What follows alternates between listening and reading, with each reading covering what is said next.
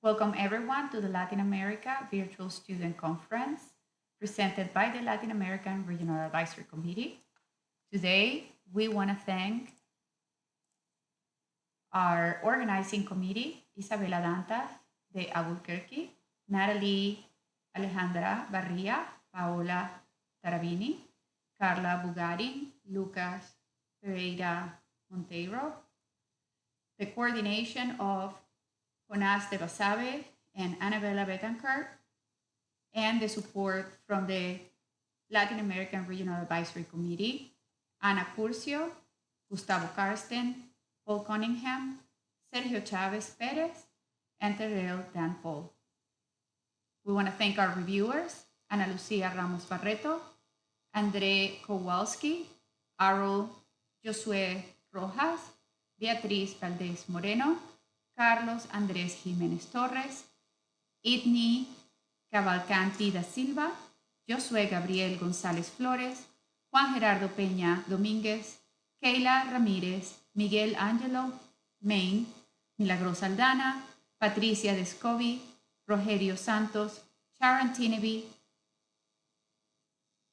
Tassian Pereira Junqueira, Yesid Goiz Peñafiel, for reviewing abstracts and providing valuable feedback to our student presenters. We also couldn't have made this event possible without the collaboration of Maria Fernanda Graneros, Luis Felipe Rodríguez Moraes, Luisa Fonseca Ribeiro, Joao Marcilio Cajeta, Angie Aparicio, Giancarlos Torres, César Alberto Murillo, Montserrat Rasgado López, Carlos Eduardo Vargas, Milagros Cristel Taipé, Sergio Anthony Paray Pasa, and Maria Claudia Vera Bello. This event has been sponsored by the SCG Foundation, which is providing prizes for first place, second place, and third place on this competition. Today, we will have a schedule with an opening ceremony from Gustavo Karstens representing the SCG Council, and a series of presenters of their work.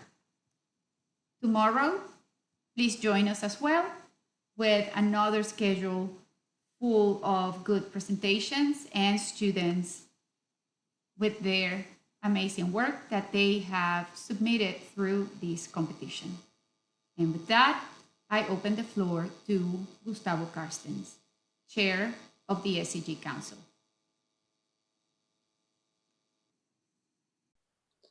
Thank you, Annabella. Hello, everybody. It's a great pleasure and a big honor for me to be here. You know that the SCG is under a transformation program at this very moment, and I would like to share what we are planning to do at the SCG now and in the near future, and how you guys get involved in all of this. So let's start talking about how we are facing the future. We have been, as a society, working for 91 years already, which is quite a lot, but we believe that we still have many, many years to come and a lot of things to do. So we have been working seriously in advancing the science of exploration geophysics. We have been fostering common scientific interest, supporting humanitarian efforts, which is very, very important, accelerating geophysical innovation. Nowadays, as the environmental challenges are getting bigger and bigger, now that the energy is transforming and we are looking for other sources of energy, and not only the oil and gas traditional that we were looking after for many years. And now that the digital technology increased the possibility of bigger accomplishments, we must adapt to secure the relevance and impact. We have an opportunity to build the society again as we implement new strategies in this changing world. The way we envision it is we believe that we can have a platform in which everybody will be involved and will be acting exactly at the same level anything that has to do with geophysics, with applied geophysics, will be considered in here. So we envision this platform with energy companies, with service companies, with all the independent innovators across multiple disciplines, multiple industries, to facilitate business interchange and to lead our industry to the future. And of course, fundamental on that thing is the life cycle of the geoscientist career inside the LCG. You guys know that as students, you already have a place, a big role to play inside the organization. We have a lot of possibilities for students: scholarship, travel grants, awards, field camps, student chapters, leadership training, and the VOLT program, which is something that has no parallel in other organizations. We also help students in the transition into career. There is a lot of people that can help answer questions, everything that is necessary. We have our early career professional committee that will help all those guys just starting in their profession and in their careers to get inserted in the industry. We can help through the committee. We can advise a lot of things that can be done to it. Once you are in the middle of your career, when you're confident, you will realize that you don't know everything that you should know. And then we have the career development opportunities. We have a continuous education courses. We have all the distinguished lecture and honorary lecture tours and the DISC and many other activities that are involved with the e-learning. And so there is a lot of possibilities for self-training and improving your knowledge of the geophysical aspects through the career using the resources of the LCG. Of course, in these late days that are very difficult, we are facing situations in which people need some help in continuing this career or finding something else to do, finding a new job or whatever. We have developed this career members in transition program that will help anybody in trying to get a better position or something that is new and will help their activity as professionals. And of course, when you get to my age, you will be thinking in retirement and you will be probably wondering what I can do right now for the LCG because I was a member for many years and I did many things. Okay, there is a lot of possibilities as a volunteer. You can be a mentor in the VOLT program. You can be a mentor with travel grant programs. There are many, many aspects in which a retired guy or an old guy can contribute. So there is a lot of things that we can do to ensure that the life cycle of the geoscientist career is always present for us.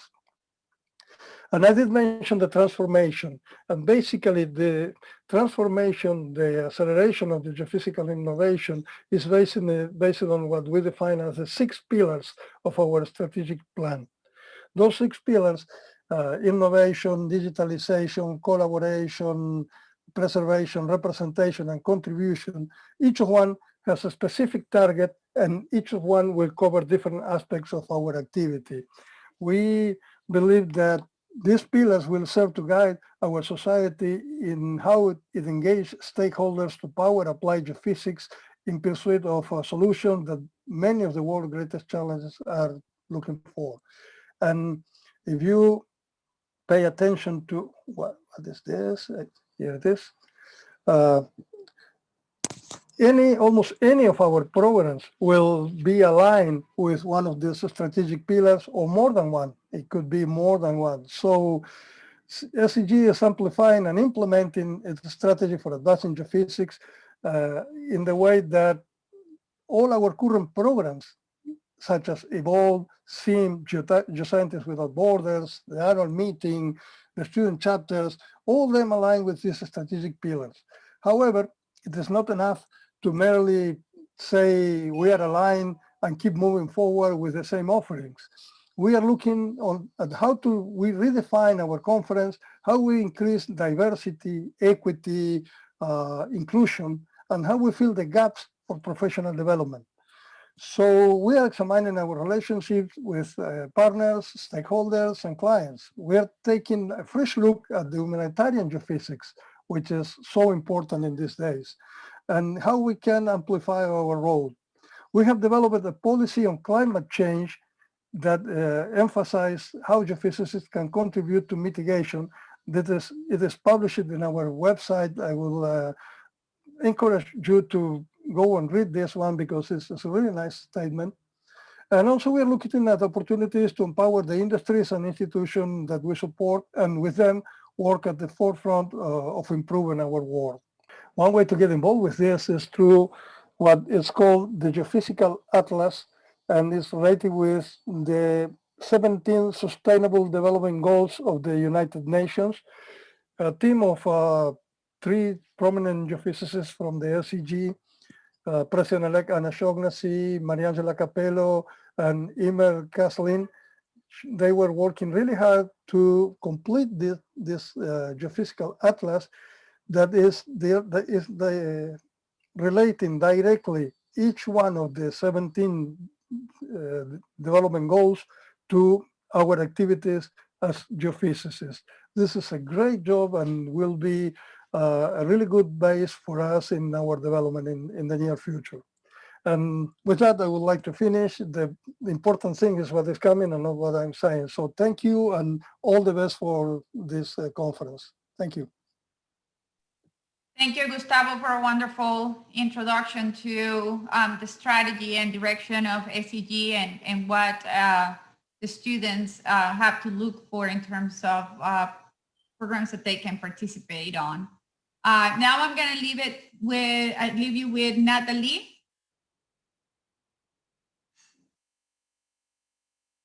Hello, everybody. I am Natalie Barria. I am a student from the National University of Córdoba, and I'm going to be the moderator of this first session. The first presenter is going to be Bruno Camerano. I want to thank you all for being here today. My name is Bruno. I'm a student from the University of Campinas in Brazil, and I will be presenting our work, a numerical comparison of travel time approximations in KP waves in orthorhombic media. So as the outline of the presentation, I'm going to start with an introduction, and then in the literature review, I'm going to talk about the ray tracing system and the paraxial ray tracing system, as well as the orthorhombic media and the pseudoacoustic approximation that we're going to use. In the methodology, we're going to compare the phase velocity of these approximations with the exact phase velocity for the orthorhombic media, as well as the weakened isotropic phase velocity approximation.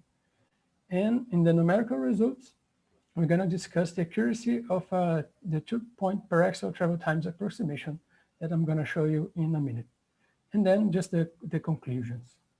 So the main objective of this work is to study the travel times of the KP rays in orthorhombic media. And just to remind you, in general, in anisotropic media, unlike in isotropic media, there are no pure longitudinal waves. This means that in anisotropic media, the polarization vectors of the P waves usually is not normal to the wavefront. So that's why we call these waves QP, as quasi-longitudinal. So we're going to study these travel times, and also we're going to assess an approximation for the QP phase velocity in supposing weakly anisotropic media. And also we're going to discuss the accuracy of the 2-point paraxial travel time approximation that was proposed by Giovanni in 2012. So in the motivation part, why we are using the ray method nowadays? Because the ray method allows us to calculate in a good approximation the travel times of the waves, especially in smooth media. And these travel times can be valuable information for many processes in seismic imaging, such as Kirchhoff migration and ray-based tomography.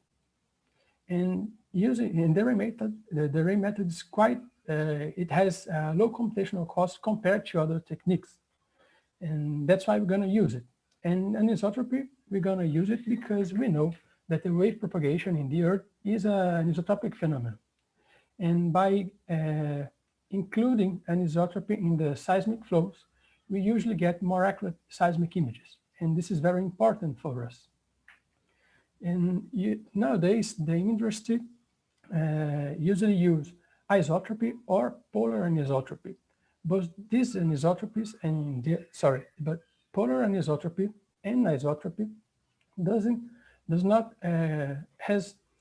represent any azimuthal dependence in the wave propagation velocity. And orthorhombic media is the simplest anisotropic media that do that. And that's the principal reason that we're going to use it.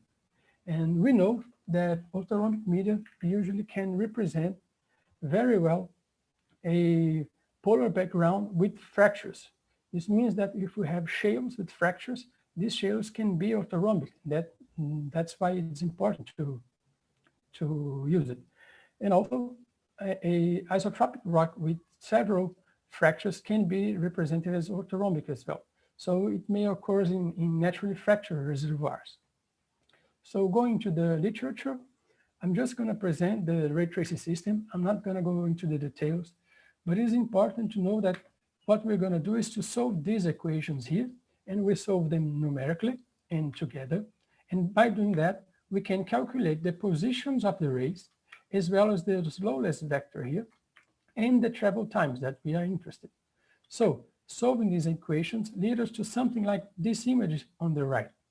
Here we can see a smooth velocity model and a fan rays.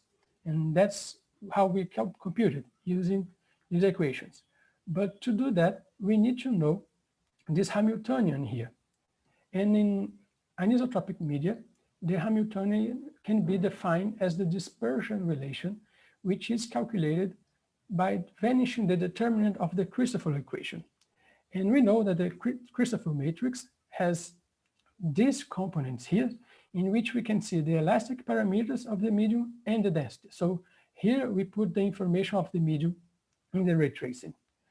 And it is well known that the dispersion relation in anisotropic media has three solutions: one KP wave and two QS waves. Here we are only interested in the KP wave, and we choose to ray trace a KP wave in the initial conditions of the ray tracing system. So by doing that, we don't need to bother with the QS waves anymore. The 2-point paraxial travel times that Cerveni proposes is the bottom equation down there, and I'm going to explain it to you in a minute. Suppose we know a reference ray is this omega ray here, and we want to estimate the travel time of a paraxial ray. This means that a paraxial ray is a ray that is in the vicinity of the reference ray. So we can do that by propagating a matrix called propagator matrix along ray tracing. If we know that matrix, we can use this equation down there proposed by Cerveni to approximate the travel times of the paraxial rays. This can make the whole process quite efficient, because with only one reference ray, we are able to compute a lot of travel times from different rays in first order approximation. So the orthorhombic media can be seen in this right image here. We know that it has three symmetry planes, these two planes here and the horizontal plane. And in this orientation, if the symmetry planes are aligned with the Cartesian axis, the orthorhombic media has this form on the left, and it has 9 independent coefficients. Zwankin introduced 9 anisotropic parameters that represent the anisotropic features in orthorhombic media. He did that by extending the Thomson parameters in polar media. And he also showed that for KP kinematics, only these 6 parameters are important: VP0, these epsilons, and these 3 deltas here. And we're going to use the Zwankin parameters because of that. And to do that, we're going to substitute the orthorhombic elastic tensor by this bottom one. It's like an equivalent medium in which we set this C44, C55, and 66 to 0, because we know that they are strongly related to QS waves in the axial propagation. And also we need to scale the off-diagonal terms. And by doing that, we ensure that the QP kinematics will be described by the 6 parameters that Zwankin showed that are important. So using this bottom elastic tensor enables us to compute the Hamiltonian and to do the ray tracing. And we're going to access this approximation here by comparing the phase velocity, comparing the exact phase velocity with the pseudoacoustic phase velocity, and also the percentage error down here. So we can see here the model 1. It's an orthorhombic model. We can see the parameters here. It has like 25% anisotropy for epsilon 1, 15% for epsilon 2, and so forth. On the middle image, we can see the slowness surface and the phase velocity in this color bar here. So we can see that since this medium is orthorhombic, we have a azimuthal dependence in the phase velocity as well as a polar dependence here. And on the right, we can see the percentage error for the pseudoacoustic approximation. And we see that it's really close to the white scale, which is good. The maximum error magnitude is 0.15%, showing that this approximation is quite good for this example. Another example with a bit higher anisotropy here, we see again the features of the anisotropic orthorhombic propagation here, the azimuthal and the polar variations in the phase velocity. In this example, the approximation is not so good, but it's still excellent, with a maximum error of 0.40%. So 2 comments from this part. We can assess that these 3 parameters, as Svanken showed, they are really not important for QP kinematics, and also that the results of this approximation is quite good for practical approximations. Now we're going to the weak anisotropy approximation, in which we suppose that these coefficients here are really small. By doing that, we can compute a different Hamiltonian and compute the phase velocity and do the ray tracing. So the third model here, it's a model with weak anisotropy. We can see 12%, 6%, 3%.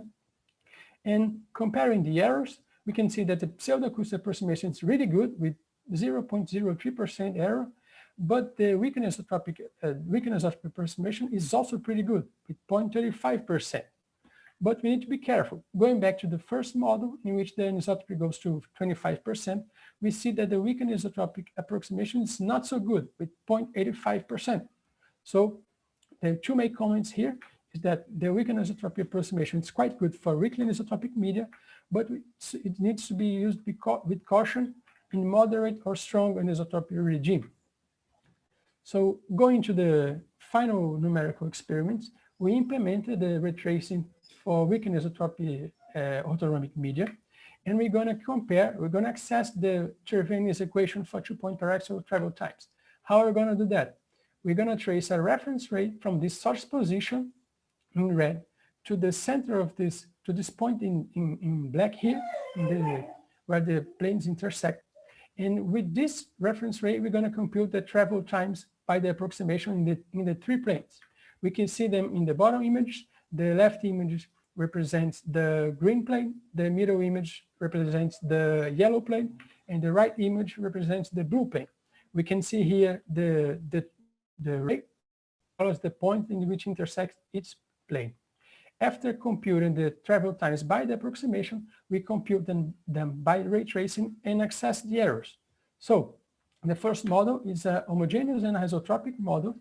We can see here that the ray is straight, and we can see, looking at the error, the error is quite good in the white area. So we can see that it is concentrated near this point here, where in the end of the reference ray. We can also see that the approximation is exact on the ray direction here. Going to a different model, also homogeneous, but now orthorhombic. We have here 8% and 12% for epsilons and up to 6% for 2 deltas. We can see the effect of the orthorhombic anisotropy in the waveform. Looking in the yellow here, we can see how the wave runs faster in the horizontal direction instead of the vertical direction. We can see here the straight ray again, because the medium is homogeneous, but we can see that this approximation is not exact on the ray direction anymore. The small error is concentrated in a smaller vicinity around the reference ray. The second orthorhombic model now has a constant gradient model, in which we can see, looking here on the top right, we can see the difference from the travel times in the homogeneous model to the gradient one. And we also see that now the ray has is slightly curved because of the heterogeneous model. We also see that the error now has some distortion and is even more concentrated around this point here. The final example. We only have 5 minutes left. 5, oh, okay. Yes. The final example here is another orthorhombic model in which it has also a gradient. We can see it down here, but we did 2 changes compared to the previous one. The first one, we changes these deltas here, attributing some negative values here, increasing the difference from epsilon 1 and delta 1 and epsilon 2 and delta 2. And also by these vectors here, these vectors are the normal vectors of the symmetry planes. We can see that this model now has a rotation in the symmetry planes. So what we can see now compared to the previous one is first, the curvature of the ray has increased. We see that the error in this image here is slightly changed. It loses some kind of a symmetry here. And also the region in which the error is small is now even more restricted around the point in which we compute the approximation. So showing again the errors now all in once. Here we can see the absolute errors level curves. So the first line is the homogeneous isotropic model, in which we see that this region in which the error is good around these blue lines here is quite huge and goes all the direction of the ray. When we go to the first orthorhombic model, an homogeneous one, we see that the validity of that the approximation is not exactly anymore in the ray direction. We can see that the error now is restricted to this region right here. Going to the homogeneous gradient one, this one, we see now the ray curve, and we see that it has distorted the previous image, although it didn't change much the area in which the approximation is nice. And in the last one, we did 2 changes, if we remember correctly. First, the rotation of the symmetry plane, we can see that we lose some kind of the symmetry that we used to have here. And by changing the deltas, we also see that now the region is quite constricted here. Still a huge region, but it's much smaller than the first one if we compare them. So the main comments from this part is the approximation error is small in the vicinity of the point of the ray in which we compute the approximation, and in general, the error increases as we move far from this point.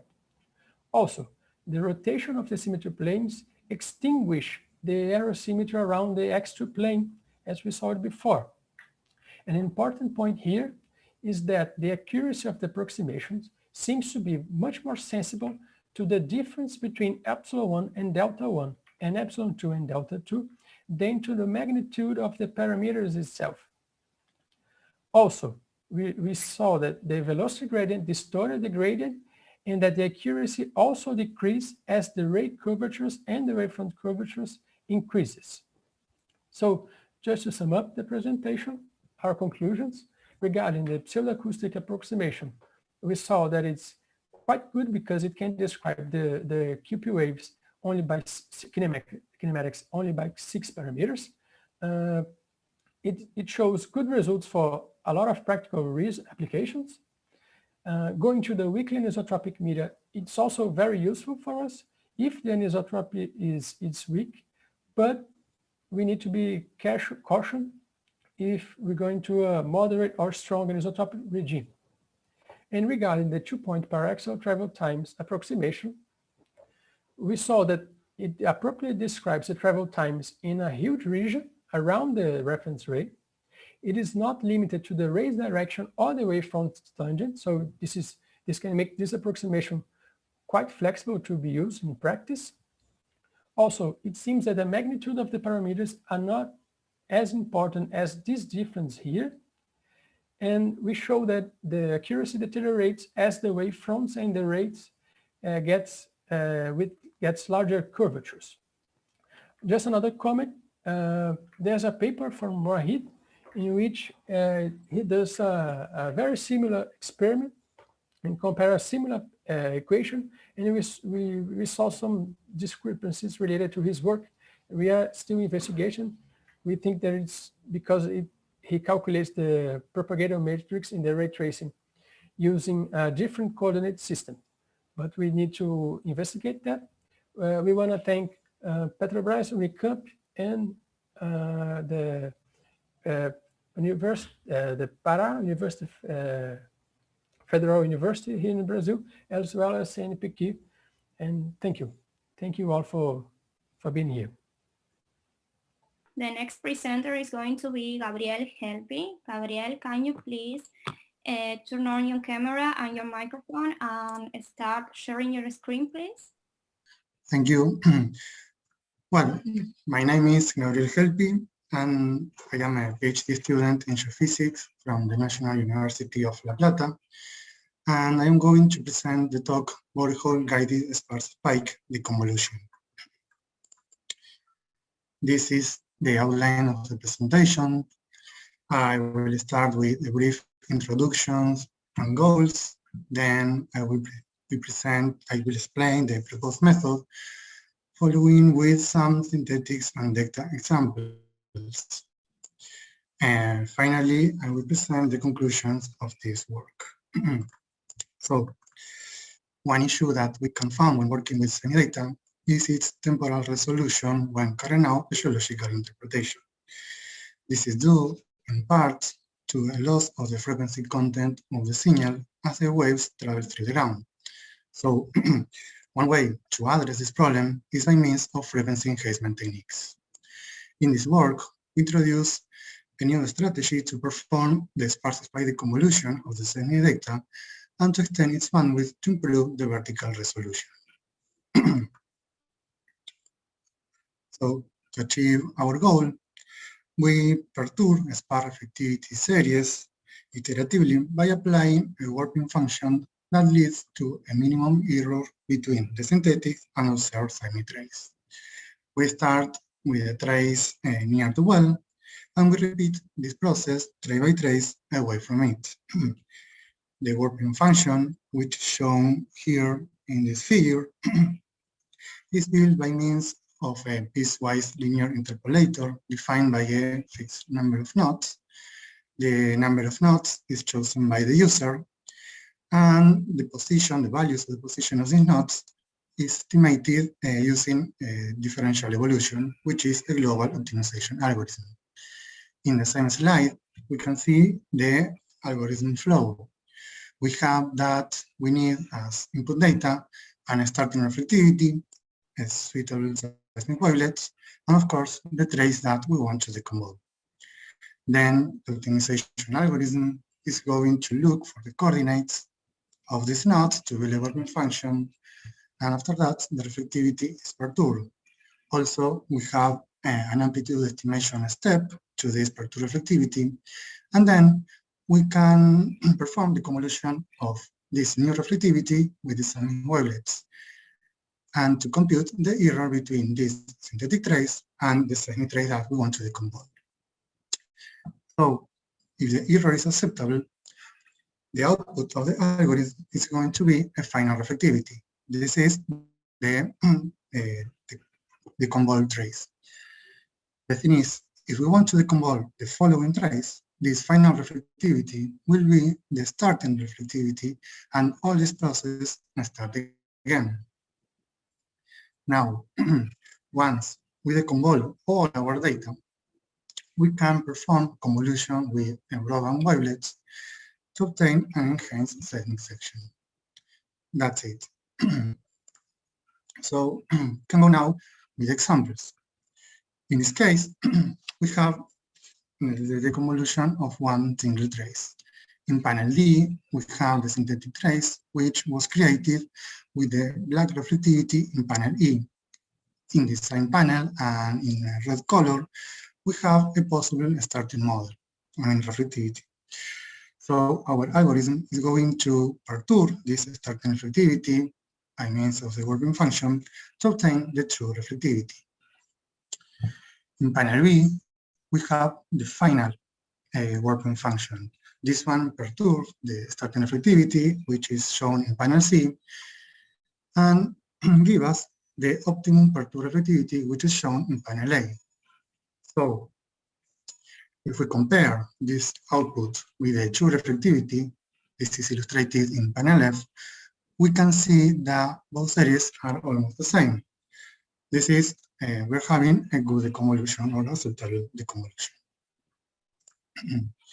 Then, in this other example, we take a reflectivity model from the Magnetite C2.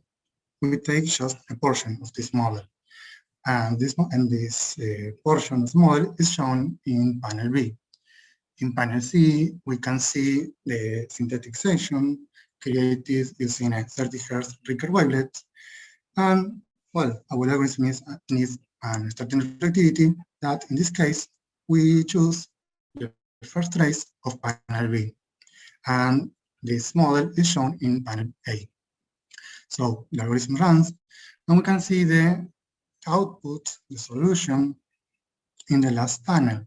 We can see that the initial model is successfully recovered. And once again, we can say that we have an acceptable solution. And well, to conclude with the examples, in this case, field data example, and we have in panel B the recorded seismic data. In panel A, we have the starting reflectivity model, which in this case presents 60 spikes. To obtain this starting reflectivity, we use an statistical algorithm that allows us to obtain a blocky version of the well-logged data. So once we have the sonic condensity blocky version of these logs, we can obtain the spark reflectivity that we need for our method. Of course, here the user can use other strategy to obtain this starting model. We choose this one. Well, we have the recorded seismic data, the starting reflectivity model, and for the seismic wavelet, in this case, we use a statistical wavelet, which was calculated using the traces near the well. And for the working function, this time we use again 10 nodes. So in panel C, we have the output of the algorithm. In panel D, we have the reconstructed data. And in panel E, we have the difference between the seismic data and the reconstructed data. We can see in this green rectangle the greatest difference. We can see that these differences are related to the white space areas in the top of the starting reflectivity model. So we have our solution, so we can apply a broadband wavelet to our deconvolved data. At this point, the user can use any theoretical wavelet with different frequency content. But well, for this example, we use two Orthorhombic wavelets with different frequency bands. These ones are shown in the Y label of the spectrum plots. And we can see here in panel A, the recorded seismic data, and B and C, the enhanced data with these two wavelets. We can observe now that we have some details in this enhanced data that are not present in the original data. For instance, those in the green rectangle.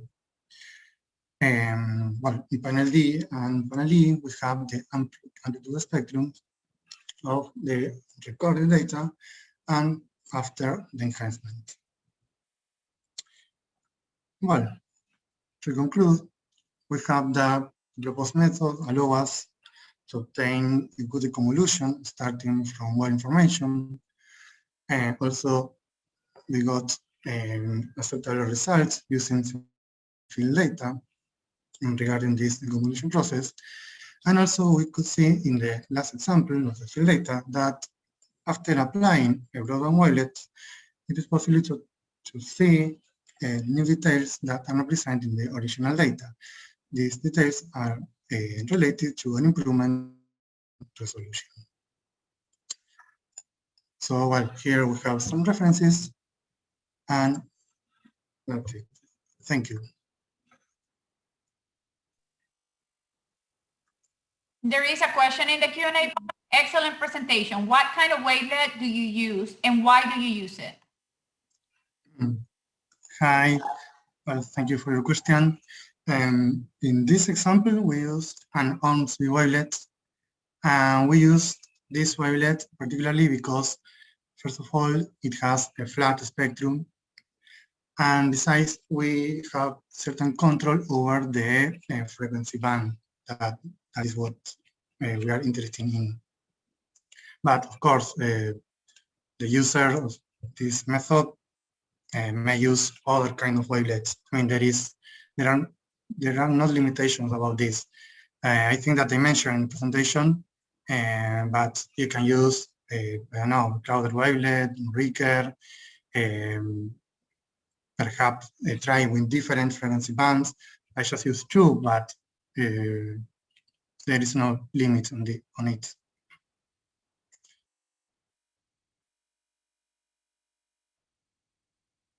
Oh, thank you.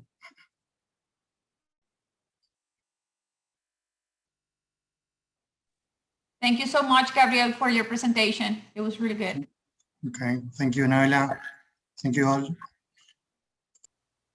Hello everyone, I'm Jean-Victor. I'm a geophysics student. Sorry, I'm a geophysicist, and I'm a master's student in the Universidade Federal Fluminense in Rio de Janeiro, Brazil. This work was done last year when I was undergraduate student.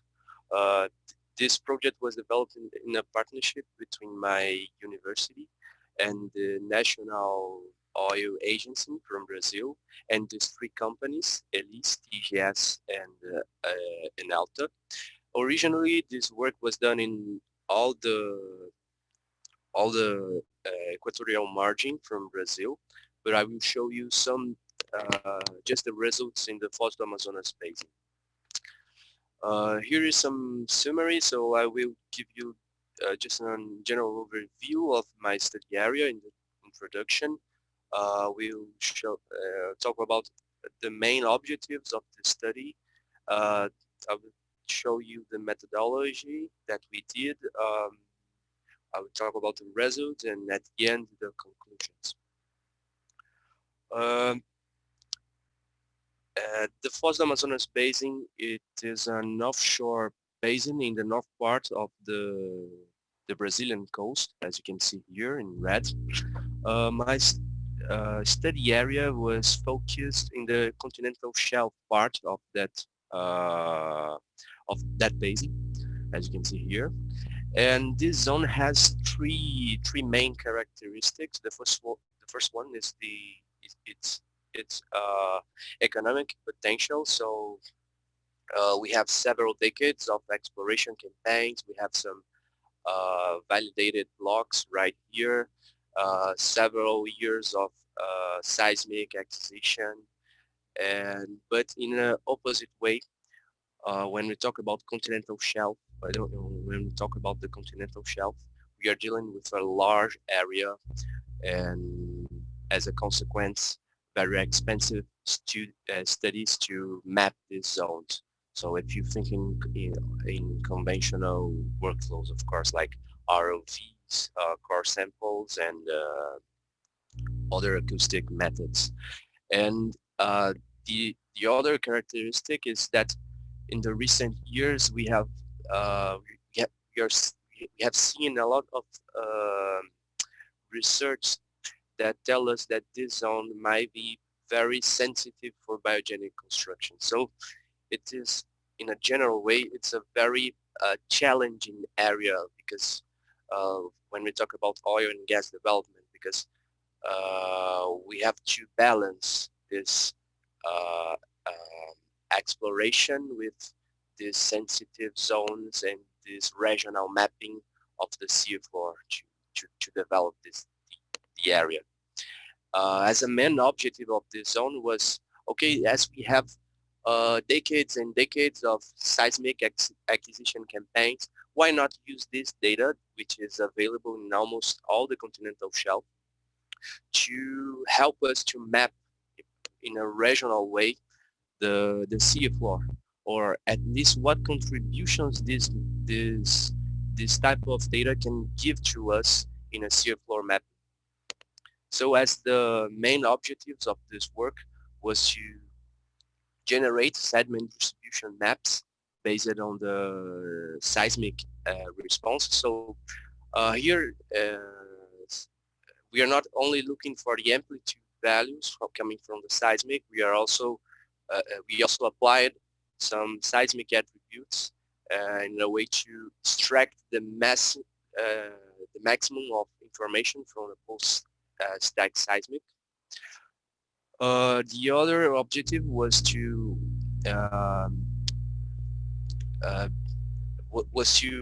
in a quantitative way analyze this seismic attribute response with the sediment data that we use as a control, and at the end define based on the seismic attribute response and the other type of data that we use it for this work, define possible zones for biogenic constructions. So now in the methodology, we worked with 3 types of data. The first one, the sediment data. We used all the database from my university, Universidade Federal Fluminense. Based on that, we used two different data campaigns. One done in the 90s, and the other more recent, Piatan. Also, there is a very famous work on that area done by Moura et al. This is, I think, the key paper if you want to start a study here when you talk about sea floor in the equatorial margin. And here we have we had the possibility to work with the same data that Moura et al. Used in his work. So basically in this sediment data, we generated a sediment distribution map with a simplified classification. So here we basically divided the CF4 in 3 types of sediment: sand, mud, and gravel. And what we saw and what we based on that sensitive zones are related in association between gravel and sand. So this is important to say because I will show you some results related with that in the seismic. The second input data was the bathymetric data. So this data came in as a courtesy from the Brazilian Navy. We have a high resolution data of 1 meter of ISO line, so really nice bathymetric data, and this allowed us to map a lot of geomorphological features in the continental shelf in a very nice resolution. So as you can see here, we have several famous geomorphological structures here, and this helps us to understand that these sensitive zones have more chance to happen in a geomorphological environment, in a shallow geomorphological environment. So this was something that we use as a constraint when we analyzed the seismic data. And at the end, using the seismic data, this was all the seismic lines that we used for this work. We applied these attributes: the amplitude, the direct value, instantaneous frequency, instantaneous phase, reflection intensity, and coherence. Here is the complete workflow. So we generate the sediment distribution map based on the sediment data, and then we start interpreting all the seismic lines and generate the seismic attribute maps. After that, in a way to as I said, to correlate this seismic attribute response with the sediment data, we thought we start using the PCA, the principal component analysis, in a way that, okay, of course we don't have a directly relationship between seismic data and sediment data for any reasons, but maybe using the PCA, which is I don't know, we can look for these two different type of data in other dimensions and may see relations of interdependency between, for example, the carbonate content and some seismic attribute response, for example. After that we generate we observed the relationship between seismic attributes and sediment data. We used the bathymetric data to constrain the final map, and then generate sediment distribution map based on the seismic data, the sediment data, and the bathymetric data. So talking about the sediment correlation, unfortunately, we didn't have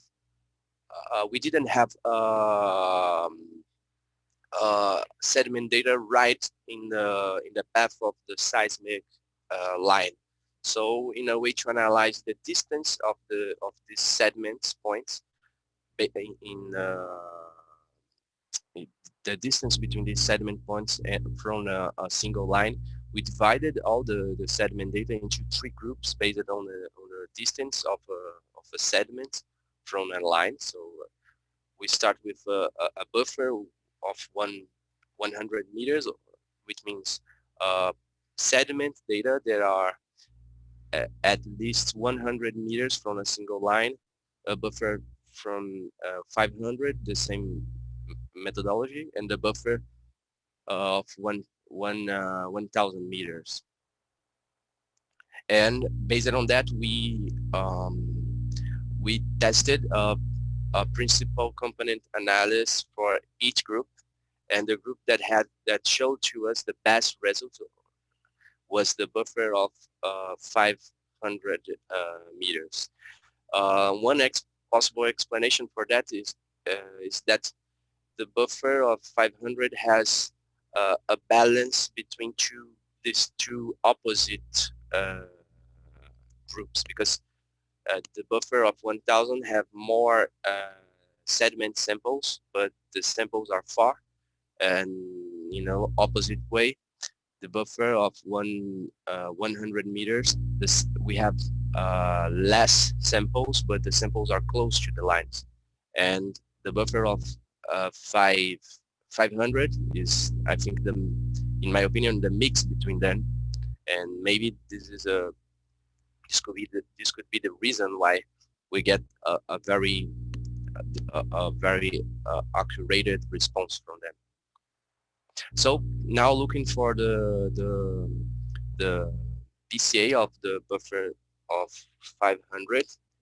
Here in red you can see the seismic attributes, and in blue the sediment data, the sediment contents. And as you can see here, now not looking just sediment data, we can see some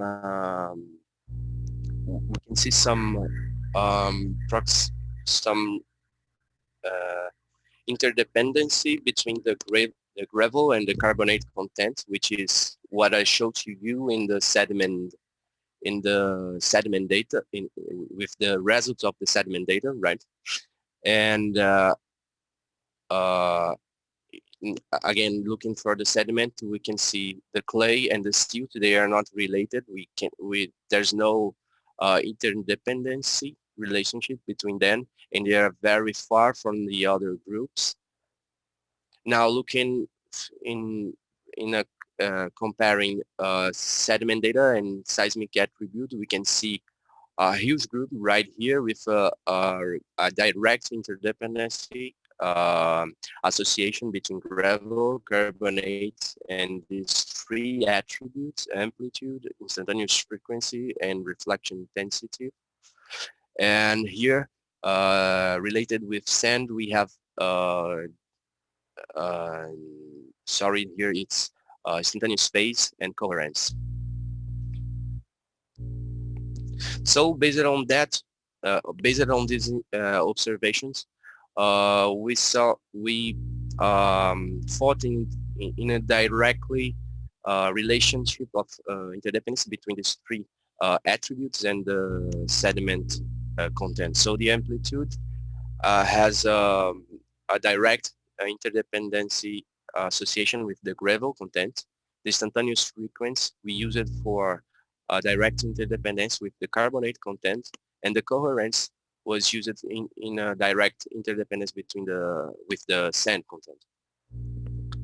So based on that, we generated the intersection map between gravel and carbonate. So where we see high values of, I will go back.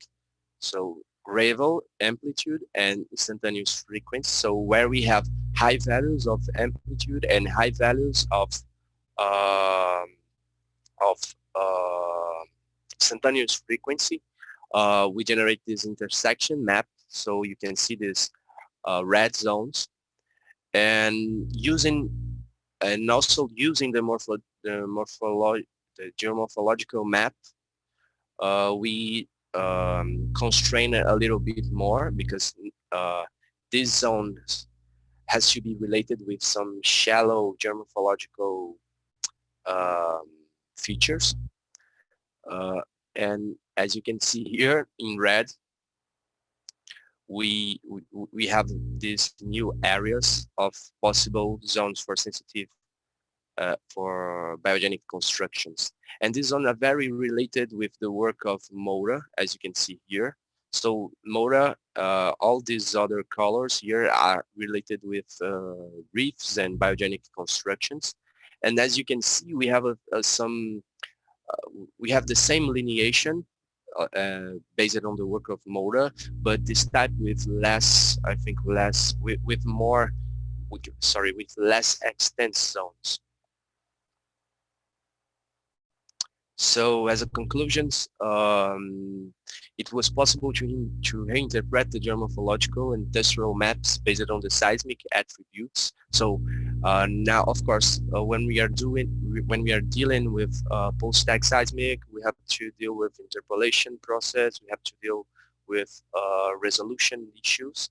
But based on that, I think this final result can answer my initial question. So what can be the contributions of the usage of post-stack seismic data into the CF4 characterization? And I think this can be a positive answer because we could generate geomorphological and textural maps using seismic attributes and also use that as a constraint for the conventional analysis, which is the sediment data and the bathymetric data. There's as I said in the last slide, there's a similar trend between our results and the results that Moura identified. But in our case, with smaller dimensions, maybe this could be related with the relief input. So using the high resolution bathymetric data, we could constrain a little better these sensitive zones. And of course, this is I think a regional approach for shear floor characterization, and this could be very useful to give hints for future investigations, not only with ROV, but also using another acoustic methods like side-scan sonar and bathymetry, something like that. So these other methods can validate our study. So at the end, I would like to thanks to some of my university at the beginning, the Brazilian Navy for all the bathymetric data, the national oil company from Brazil for all the seismic data, also TGS for the seismic data, Enalta and also Elise for all the help and for the usage of the Peluscan in the case of Elise. And here are my references. Thank you. Thank you very much for your presentation. First of all, I'm going to start the votation. So please, all the participants that are here today, please complete the votation. We have questions for you. We have two questions.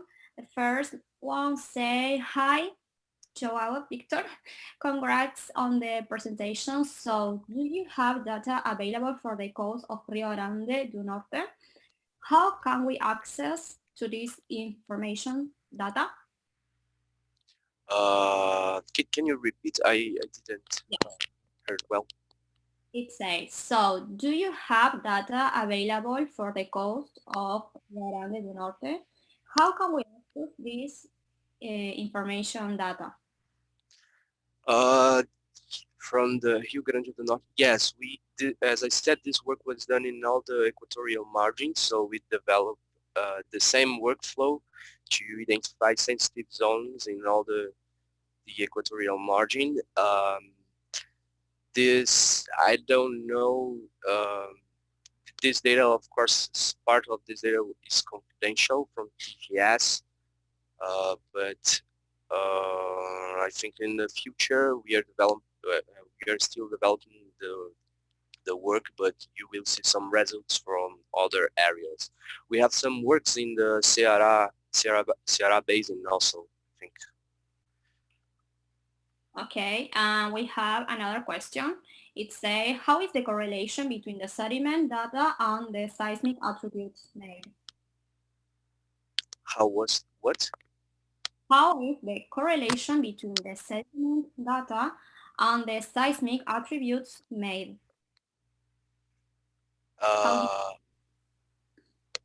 Yes, I don't know if I'm sure about the answer, but to understand the relationship between them, of course, we are dealing with two different types of data, but we use the principal component analysis. We use a Python script to do that, and basically we extract in each sediment data location the value of the seismic attribute, and then we compare with each sediment content. Okay, we have the last one. Excellent, Joao. Did you initially use more attributes that did not give you any information, or did you only try those you mentioned? Yes, the choice of these attributes were based basically in a past job that we did in the Ceará Basin. So we understand in the Ceará Basin, we understand what we start with this work with seismic attributes. So we already have some attributes that we knew that could be good for the analysis and what attributes could be bad for that. So this attributes list that I showed you is based on that. So we already knew what could be good and what will not be good for this type of study. Okay, so thank you very much. Can you please stop sharing your screen? Okay. Yes. The next presenter is Leticia Duca. Leticia, please can you turn on your camera and your microphone and start your Yes. Your screen. Hello. Okay.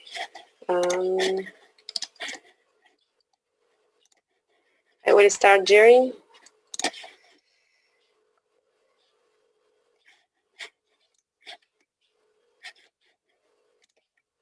Can you see? Yes, we can see it. So start whenever you want, please. Okay.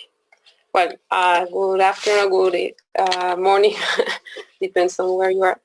My name is Leticia Duca Freire, and my work today is titled Lithospheric Structure in Astral Basin, Argentina, using surface waves phase velocity. Well, I'm a PhD student from the National University of La Plata, Argentina. Okay. Well, the Astral Basin is a retract foreland basin which extends towards the southernmost part of Patagonia in South America, covering part of the Argentinian and Chilean territories. This is one of the sedimentary basins with the highest proportion of reserves and production in Argentina. Nevertheless, this southernmost region of the continent is one of the least studied regions on Earth. So our objective is to determine the crustal structure and the lithospheric asthenospheric boundary depth beneath the Austral Basin using surface wave phase velocity inversion or from S-wave velocity models. Okay. Many authors have applied different techniques in order to obtain the best elastic structure characterization of the crust and upper mantle in South America, beneath South America, and there are also global models. However, these researches do not include the Austral Basin region or have a poor path coverage. For example, they use heat flow data, seismic refraction data, and surface wave tomography. But as I said, the Austral Basin region was not well covered. And other researchers did concentrate in the southern South America, but they did not apply the method we developed here. For example, there are research using ambient noise or, again, heat flow data or even gravity data, but not surface wave phase velocity inversion. Okay, to apply the chosen technique, we needed earthquakes with well-developed surface waves recorded by stations located inside or around the basin. Here the maps on the right, the blue stars are the earthquakes we used. And the left map shows with yellow triangle the stations we used. We looked for events with moment magnitude greater than or equal to 6.0 with a shallow focal depth and epicentral distances ranging between 1,000 and 7,000 kilometers. The data were all selected from the IRIS catalog. Then we downloaded those events records from IRIS webpage and from the seismic stations records belonging to the Faculty of Astronomical and Geophysical Sciences, which is the one I graduated. Okay, once we downloaded all the seismograms, we used the SAC software to pre-process the data that consisted in eliminating the seismic traces containing spikes or gaps, removing instrument response, subtracting mean and trend, decimating, and rotating from east and north components to transverse and radial components.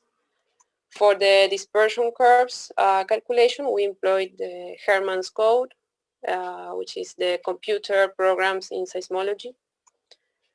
And to measure phase velocity of Rayleigh and lab waves, we use two different methods.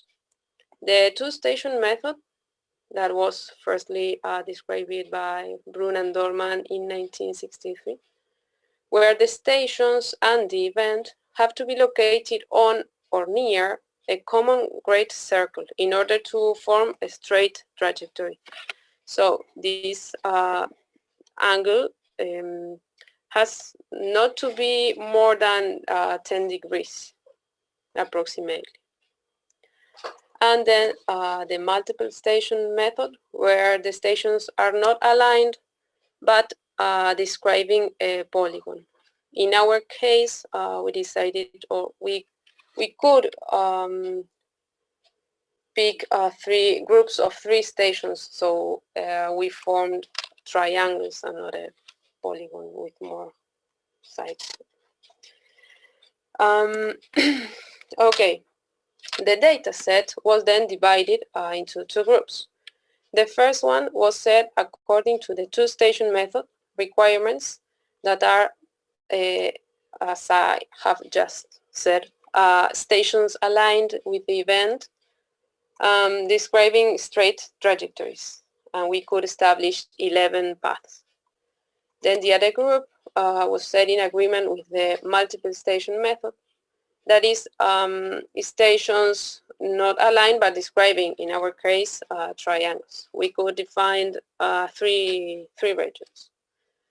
Then, for each path and each region, we calculated all the possible dispersion curves, and then we averaged them in order to have only one dispersion curve for each path and each region. Okay, then those average dispersion curves were inverted to determine the 1D shear wave velocity models beneath the studied area. So as an example, this figure shows the inversion result of the path defined by the stations Geo08 and Despedida. We have in the left panel, we have 2 S-velocity profiles. The red one is the resulting profile after all iterations, and the dashed blue line or profile is the initial model. Then in the central and right panels, we have the phase velocity dispersion curves for both lab and Rayleigh waves. The theoretical dispersion curve is the red one, and the dotted black line is the observed dispersion curve. Well, here are some references we used to define the initial models. After making the inversions, we separated the resulting models in blocks inside the basin because, well, it has a considerable extension and its geological surrounding is not an easy to work zone, so we decided to separate the basin in regions or in zones in order to analyze it separately. Well, the next slides show the results. We will see a map detailing the paths or regions involved and the S-wave velocity profiles. The initial model is shown with a dashed gray line. The thickest blue line represents the average of all the resulting models, which are drawn with thinner lines and different colors. Each colors correspond with the color of the region in this case. Well, the 3 regions defined by the multiple station method, were grouped in this first zone. We wanted to have a first more global view beneath the entire basin. That's why we chose to group them all in this first zone. And because of the regular stations distribution and the applied method, well, this was the optimal way we found to cover the largest basins area. So looking at the profiles, we have the S-velocity values in this axis, and in the vertical axis we have the depth in kilometers. So looking at the resulting model, that is the average one, the blue one, we can say that we found the Conrad discontinuity, which is the one which separates the upper and lower crust, then at 20 kilometers, we can see the Conrad discontinuity here. Then the MOHO is clearly positioned here. And then the lab that was the lithospheric astenospheric boundary depth, we can locate it at around 80 kilometers depth. Then the second zone includes the longest analyzed trajectories, which are at the same time the most eastern trajectories. If we see the resulting model, again we could find the Conrad and MOHO discontinuities, and also the lab location or lab depth is around 80 kilometers depth. Then the third zone includes path in the northwest southeast direction, the same as zone 2, but shorter and from a more southern latitude. And again, here we can see the upper crust, the lower crust, and then the mantle, where the mantle initiates. And then here or here we can locate the lab depth. Then the zone 4, in zone 4 we group the western trajectories with a north-south predominant direction. We could find here also the Conrad discontinuity and the MOHO. And the lab, it's more difficult than in the other zones, but we can say that it's approximately here. Then the last zone, the fifth one, includes the southernmost trajectories. We here again could find the Conrad almost at 20 kilometers depth. The MOHO at maybe 30 kilometers depth, but here the lab depth we couldn't define it. It's not clear, so we couldn't define it. Well, after seeing all these results, we can conclude firstly that the earthquake data used allowed us to determine dispersion curves with periods ranging mostly between 16 and 85 seconds. What means that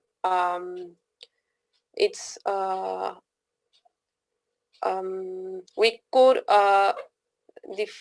identify the MOHO and the Conrad discontinuities easily, but the lab was more difficult to find it. We found it around 80 kilometers depth only in 4 or 3 of the resulting profiles. Well, the MOHO depth varied from 30 to 36 kilometers, and the Conrad discontinuity between 18 and 21 kilometers. Then we could provide new shear wave velocity profiles localized inside the Austral Basin, while the pre-existing models were global or regional, but with poor path coverage, as I said at the start when I started the talk. Then, the method we chose or we applied using earthquake data allowed us to determine reliable results. And this is the first time that surface wave phase velocity inversion is applied in this area exclusively. Here are my references. I think that's all. Thank you. Thank you very much, Leticia, for your presentation. I'm going to start the votation. We have a question for you. Hi, I would like if it's possible to apply this methodology employing seismic events under 4.0 MW. Why did you choose those events with magnitude over 6.0? Thanks for your lecture. Okay, welcome. Thank you for listening. I chose that magnitude because it it was easier to find well-developed surface waves using greater magnitudes. And if we choose events with lower magnitudes, it's more difficult to find the the surface wave package in the seismogram, so it's more difficult. Okay, we have another question. Okay. Excellent presentation. How much can you improve the resolution of your model if you can add more data? For example, from a dense network located near north part of the Tierra del Fuego island. Yeah, maybe if we could get shorter epicentral distances, maybe we can like define the more shallow layers, or because in the initial models I defined a sedimental layer, but when I analyzed the results,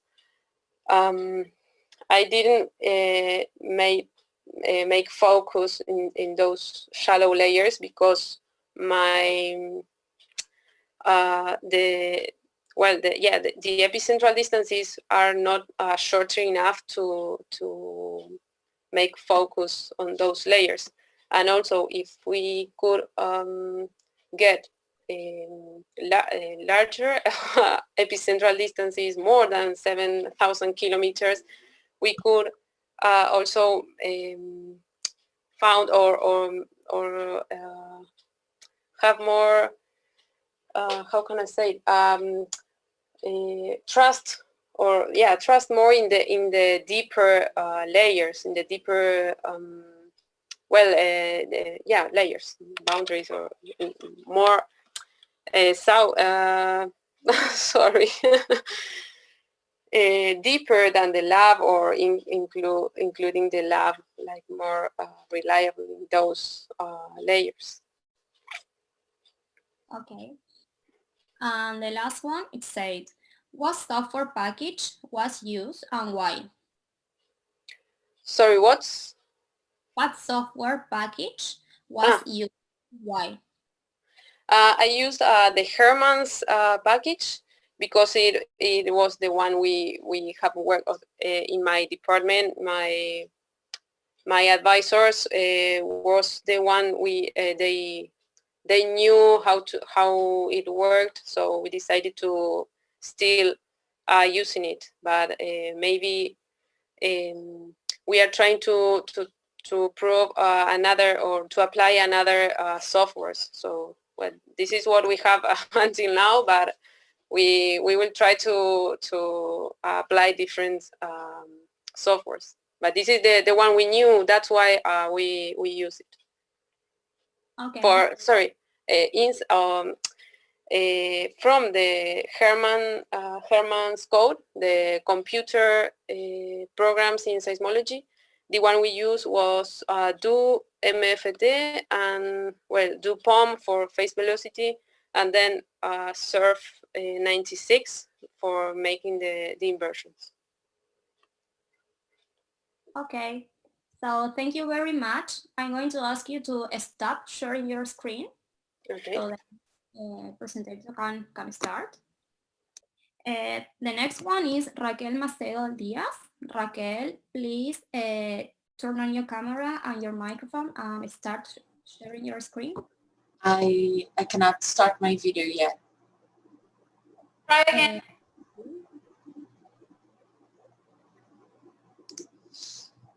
You should be able to do it now.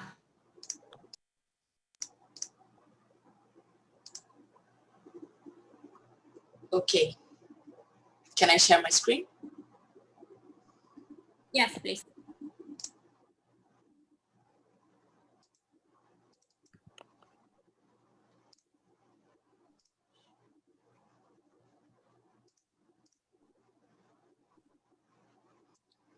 Do you see the presentation?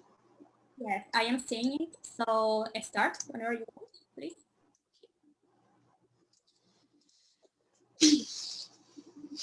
So, good afternoon, everyone, or good morning. So I'm presenting my name is Raquel. First of all, I just finished my master's degree at the Universidade Federal Fluminense in Rio de Janeiro. And I'm presenting my work about the preconditioning of a pre-salt seismic data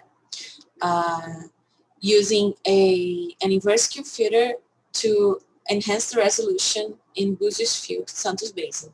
It's a pre-salt field. These are my co-workers. Let me just start the pointer.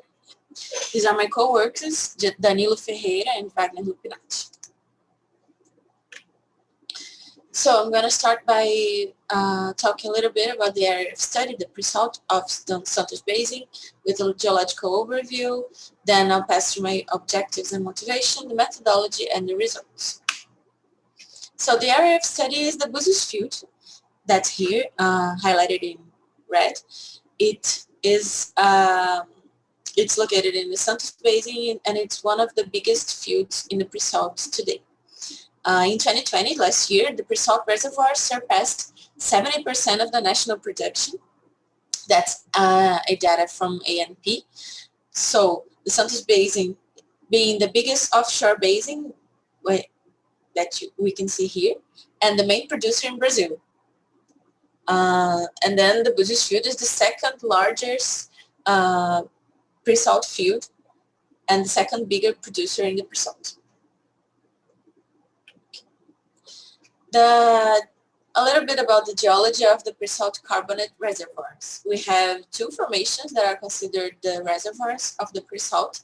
That are the formation, Itapema formation, that's correlated to the Coqueiros formation in the Campos Basin. It's composed of coquinas that are bivalve mollusks, grainstones, waxstones, and bioclastic packstones. They represent a high energy lacustream deposits.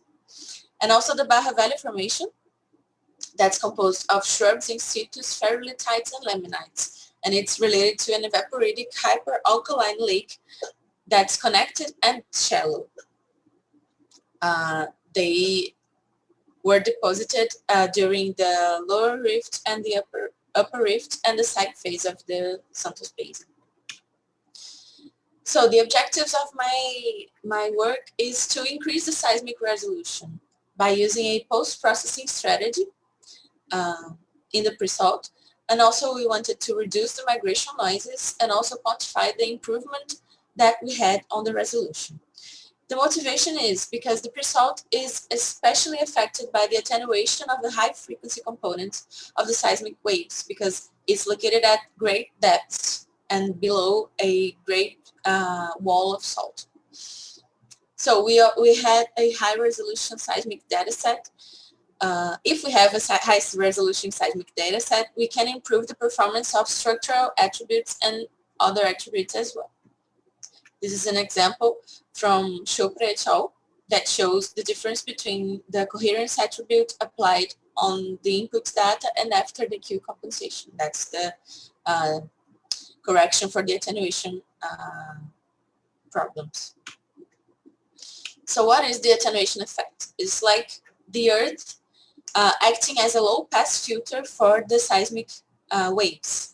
So the high-frequency wave components will suffer more attenuation than the low-frequency ones. So there will be a decrease in the frequency bandwidth that we can see here in this graph because of two main effects. The absorption that will attenuate the amplitudes through the dissipation of the energy, and also the dispersion that will change the waveform phase and shape. So if we have a specific wavelet at the seabed, when we extract this wavelet at, for example, 3000 milliseconds, it will be really different in phase and shape. So in the end, we have lower resolution seismic data and a lower signal-to-noise ratio with weaker amplitudes and broadened wavelengths. And that's a problem, but we can partially recover this by applying inverse Q filter routines that use the Q factor. That's a dimensionless parameter that's inversely proportional to the energy dissipation. That's one of the biggest examples from 2006 of the correction for the attenuation effects. So the methodology is really simple. So we have the seismic data, then we ran a structural smoothing algorithm, and then the inverse Q filter. And this, all of this blue part here is considered the preconditioning. So in the end, we wanted to achieve a higher resolution seismic data with lower migration noise. So the structural smoothing is a filter that uses parameters that are derived from structured tensor fields. It smoothens the data along linear or planar features, but does not smooth across them. So it keeps the faults preserved. This was used to reduce the random noise, sorry. This was used to reduce the random noise and also the migration miles. The inverse Q filter is a little bit complex, the algorithm, but I'll try to explain here. It applies a gain operator that relates the attenuation and the dispersion models with the time frequency representation of the seismic signal. What does that mean? So we have the original seismic data, and this algorithm in specific uses the continuous wavelet transform to do this. So we pass from the time domain to the wavelet domain. That's what's called the domain after the continuous wavelet transform. In the wavelet domain, we want to minimize this cost function. This cost function is based on is an inversion based on the Tikhonov regularization. And the solution that will minimize this cost function is this, where we the output is the corrected seismic trace. We will input an attenuated seismic trace, that's the original, and we will tell the program what the regularization parameter that we want to achieve stable solutions, and we also built the matrix of the forward attenuation operator. So we have here, this is the model of the attenuation. We can see the Q factor here, and this is the real part that's related to the absorption effects, and the imaginary part that's related to the dispersion and phase rotations. For these data specifically, we didn't use the imaginary part, so we just corrected for the absorption. And the chosen Q factor was of 180. So in the end, when we have the corrected seismic trace in the wavelets domain, we make the inverse CWT to return to the time domain. So we have the seismic data corrected for the attenuation effects.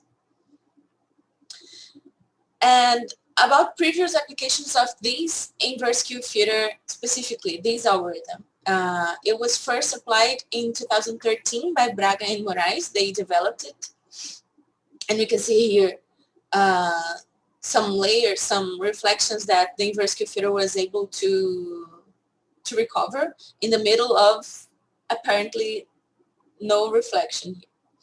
And also in Lupinacci et al., they applied the inverse Q filter, but then they also applied a curvelet because the inverse Q filter brought up much of the random noise, the high frequency random noise. So they used a curvelet filter before the inverse Q filter, which also revealed many layers that couldn't be seen in the original data.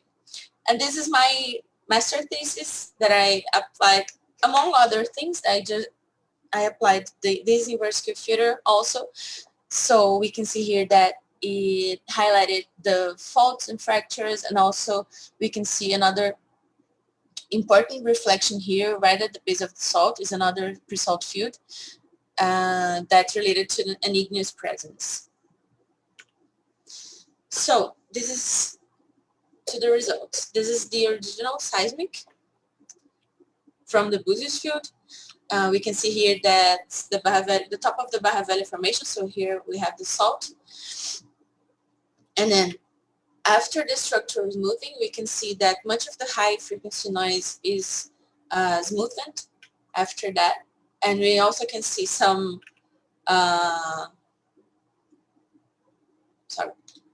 we also can see some migration smiles here that were really attenuated after. And then I marked the faults so that we can easily see them later after I show you the inverse Q filter. So I'll ask you to pay attention to these red arrows here. That's where the inverse Q filter, that's where the inverse Q filter was able to recover some reflections also that we couldn't really see before. And we see now that there's really higher lateral continuity of the layers here after the inverse Q filter. This is another seismic section that passes through another well. I did also the same thing. So we can see here after the structure smooth, and then the faults. And now if you pay attention to the red arrows, you can see there's a much higher resolution after the inverse Q filter. And also there was a little enhancement of the migration noise after the inverse Q filter. That's a problem that we need to overcome, because if you see here, this is a big migration smile here, and after the structure is smooth, it's so big that we can still see it, and then the inverse Q filter unfortunately has brought up these frequencies after. But these are at some points that we can see that, and it's clearly a migration smile that's not gonna be a problem later for us, because we know that's it. So to quantify the resolution increase, I extracted the frequency spectrums. So you can see here that the medium peak frequency for the original seismic was 15 Hertz, and after the inverse Q filter was 24 Hertz.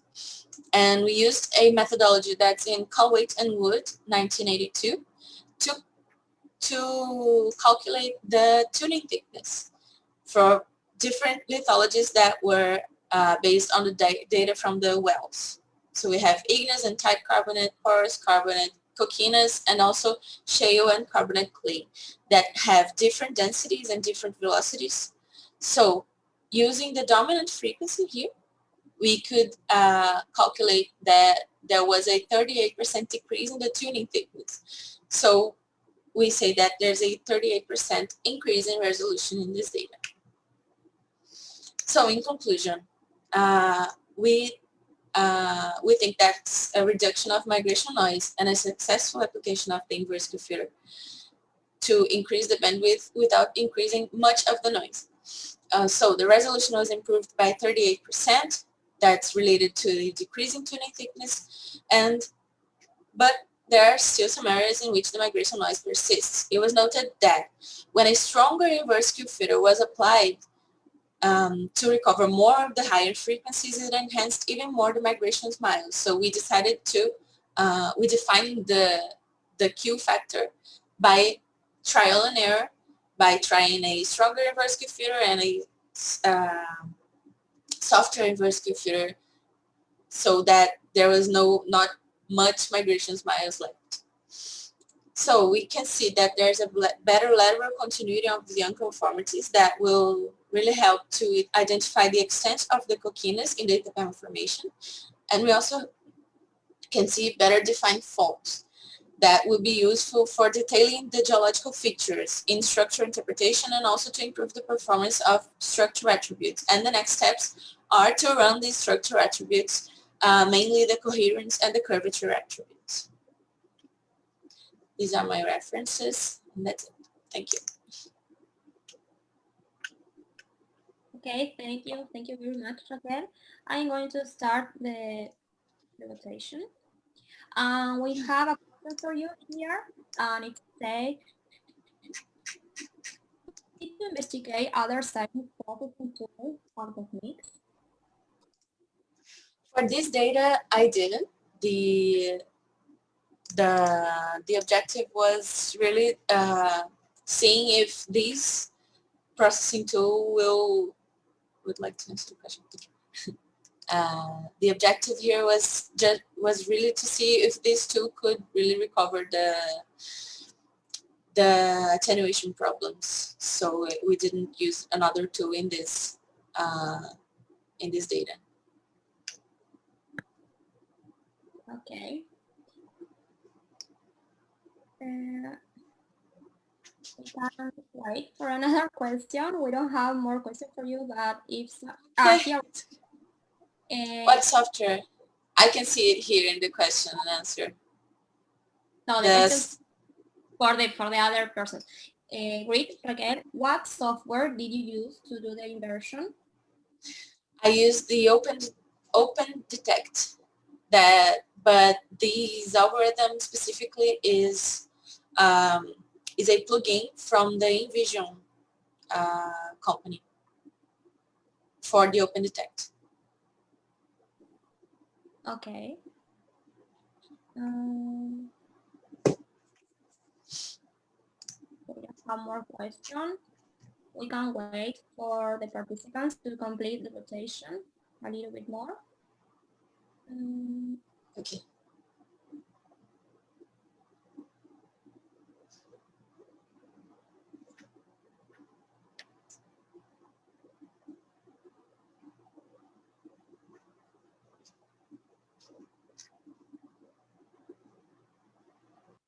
Great. Well, hello everyone. My name is Florencia. I am a student from the National University of La Plata, and I have an internship at Geopark. So now, today, I'm going to show you a work we made in Geopark.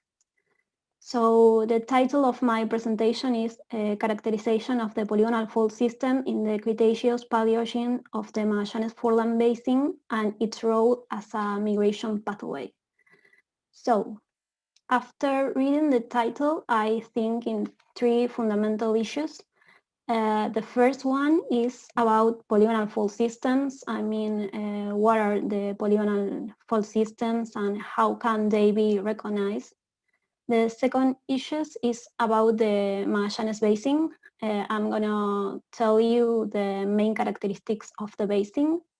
And the last topic is about the seismic attribute and how do we use them to recognize the polygonal fault. After talking about this, I'm gonna show you the results. So I'm gonna start with the polygonal fault systems and what is a polygonal fault system. So I put this sketch that I think is very simple and easy to understand. A polygonal fault systems are widely developed in fine-grained sedimentary successions, and they have been interpreted in over 50 basins worldwide, such as extensional, intracratonic, and foreland basins. They are normal faults with model throw values typically between 10 and 100 meters, and they are laterally extensive. They have typically between 100 to 1,000 square kilometers, but arranged into polygonal patterns in map view, although with considerable variation in specific platform patterns. So their strain characteristics allow them to be distinguished from tectonic normal faults. So the question is why we are interested in polygonal fault systems. And it's because it's widely recognized that faults might represent seals or permeable conduct for fluid flow in the subsurface. So even in a small scale, the faulting beyond seismic resolution might act as an important flow barrier. Such supplementary information can be useful during well planning and future reservoir assessment.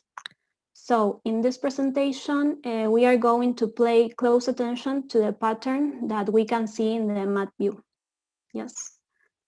The next topic is about the Magallanes Basin. Leticia in the other presentation talked about the Austral Basin, that is the same. So I'm going to talk you a little more about the Magallanes Basin.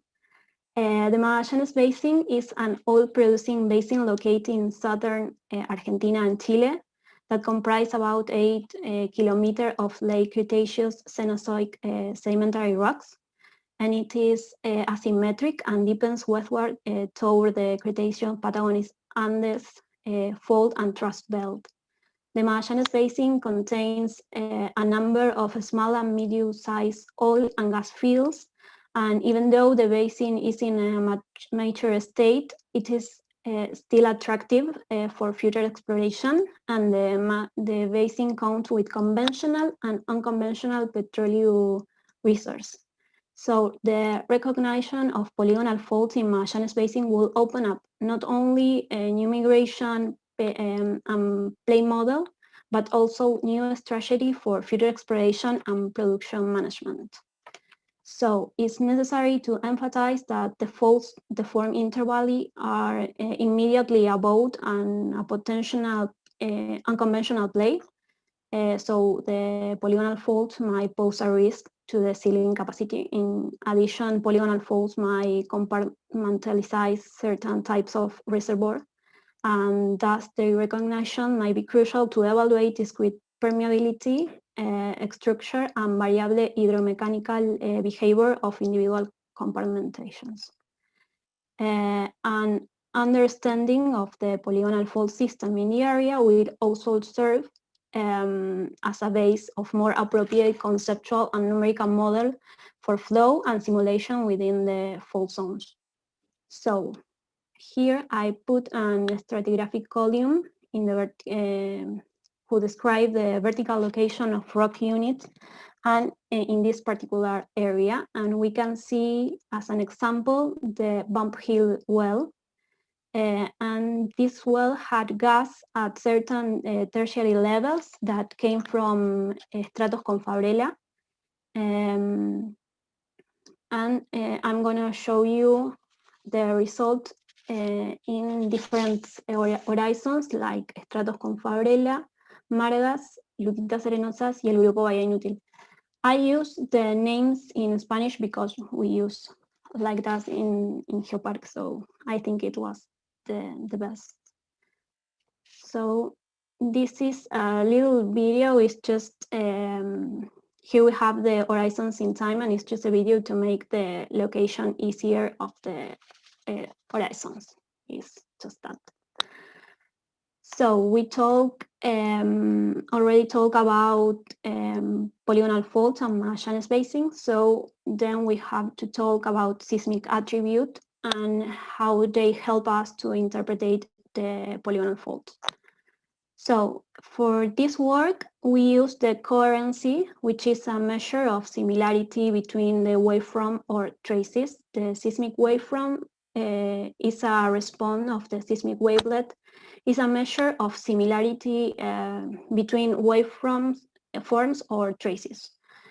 The seismic response change in terms of amplitude, frequency, and phase, depending on the acoustic impedance, contrast and thickness of the layer above and below the reflecting boundary. Since acoustic impedance is affected by the lithology, porosity, density, and fluid type on the subsurface layers. Then a strong lateral change in impedance contrast give rise to a strong lateral change in the waveform character. So those lateral change is what the coherency attribute measure. Yeah. So the calculate of coherency volumes enhance the ability of the interpreter to observe structural and stratigraphic discontinuity. The coherency is also commonly referred to us as discontinuity, semblance, or similarity. And these attributes are very similar. They have a little variation in the algorithms, but are the same. Typically, high amplitude shows with this attribute represent discontinuity in the area, while lower amplitude represent continuous features. So now I'm going to show you the results. I'm going to show you the horizons in times and the result of applying coherency attribute. So I'm going to start with the deepest horizons, and after that I'm going to show you the shallowest. So this is the horizon Stratos Confabrella, see, it's the deepest, and this is the result of applying the attribute coherency. So we can see the pattern in view that I mentioned, and we can see the extension of this pattern. So this implying an event of rational scale in the fell block that is the block we study. And the fault have no preferent directions in this case. So if I show you the horizons Margas con Lutita, and the result, we can see the polygonal fault. If I show you the horizon Lutitas Arenosas, we can see the fault, but they are not like the others. And if I show you the horizons Grupo Valle Inútil, then I can see the fault. So as a conclusion, we can say that the density of polygonal fault decreases when the dip is less. And as we say, the fault can act as a migration path, and the gas can be trapped in the tertiary level like Grupo Valle Inútil. And here I show you a section, it's a cross section, a cross line, I'm sorry. Here we have the well Puesto Ranger and a quickly interpretation of the fault. And we can see they are more dense in the lower horizons. And this well had gas here in Valle Inútil, so we thought that maybe the gas came from Stratos Confabrella. This is certificated, the gas come from here. And the gas maybe use this fault to get trapped here. So as a future work for petroleum system perspective, the Cretaceous polygonal faults in the Magallanes Basin constitute a potential fundamental control on reservoir geometric production characteristic and fluid flow on a regional scale. And understanding of the distribution of polygonal fault system in the Magallanes Basin might also provide important clues for future reservoir management, well planning, and implementation of new technology in exploration and production in the region. So as a future work, we are gonna make seismic inversion, and we are gonna propose a different workovers in the existing wells. Due to the significant lateral occurrence and extension in the Magallanes Basin, more research will be better to understand the possible effects of the faults, the forming interval on more local fluid reservoir dynamic and compartmentation. So these are my references. The first one is, I think, the most important. So if you want to know more about the polygonal fault system, you must read it. And this is all. Thank you. Okay, there's a question on the QA box. Yes, here there is one. And it said, I will ask a similar question like my last. Any other fault tracking used?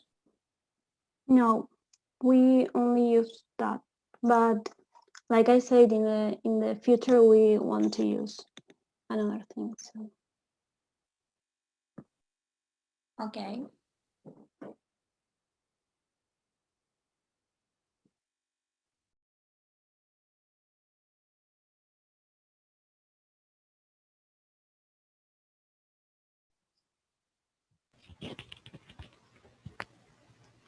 Thank you very much, Gustavo. Well, I'm going to present myself real quick. I'm Isabella. I'm a master's candidate from here in Brazil. Master Candidate in Geophysics at the National Observatory. I'm also the SCG president of the chapter in the institution and a member of the SCG Latin America committee that is organizing this event. Today, we'll have 7 presentations related to different topics, related to applied geophysics. I would like to thank everyone that is here with us today and who was here with us yesterday. And today we'll start with the topic electric and electromagnetic methods with the presentation from Eric Gallardo. Eric, if you can turn on your camera, your microphone, and share your presentation with us, please. Sure.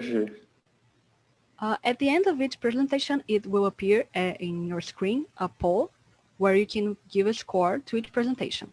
We ask you to vote because these scores will help us to choose the top presentations to give a cash prize provided by SCG Foundation. Eric, I can see your presentation. Everything's okay, so you can start. Have 15 minutes. Oh, okay. So thank you, Isabella. Well, hello, good morning. My name is Eric Gallardo Romero. I am a recent master's graduate from Earth Sciences from CICESE, Mexico. And the work that I present here, titled 3D magnetotelluric modeling using high-order tetrahedral elements, was basically part of my thesis project that I had developed. This is the contents of my presentation. And I will briefly discuss in the introduction the motivation behind this work. Then I will explain the formulation that I used, followed by the methodology, then the results, and based on those results, I will present conclusions.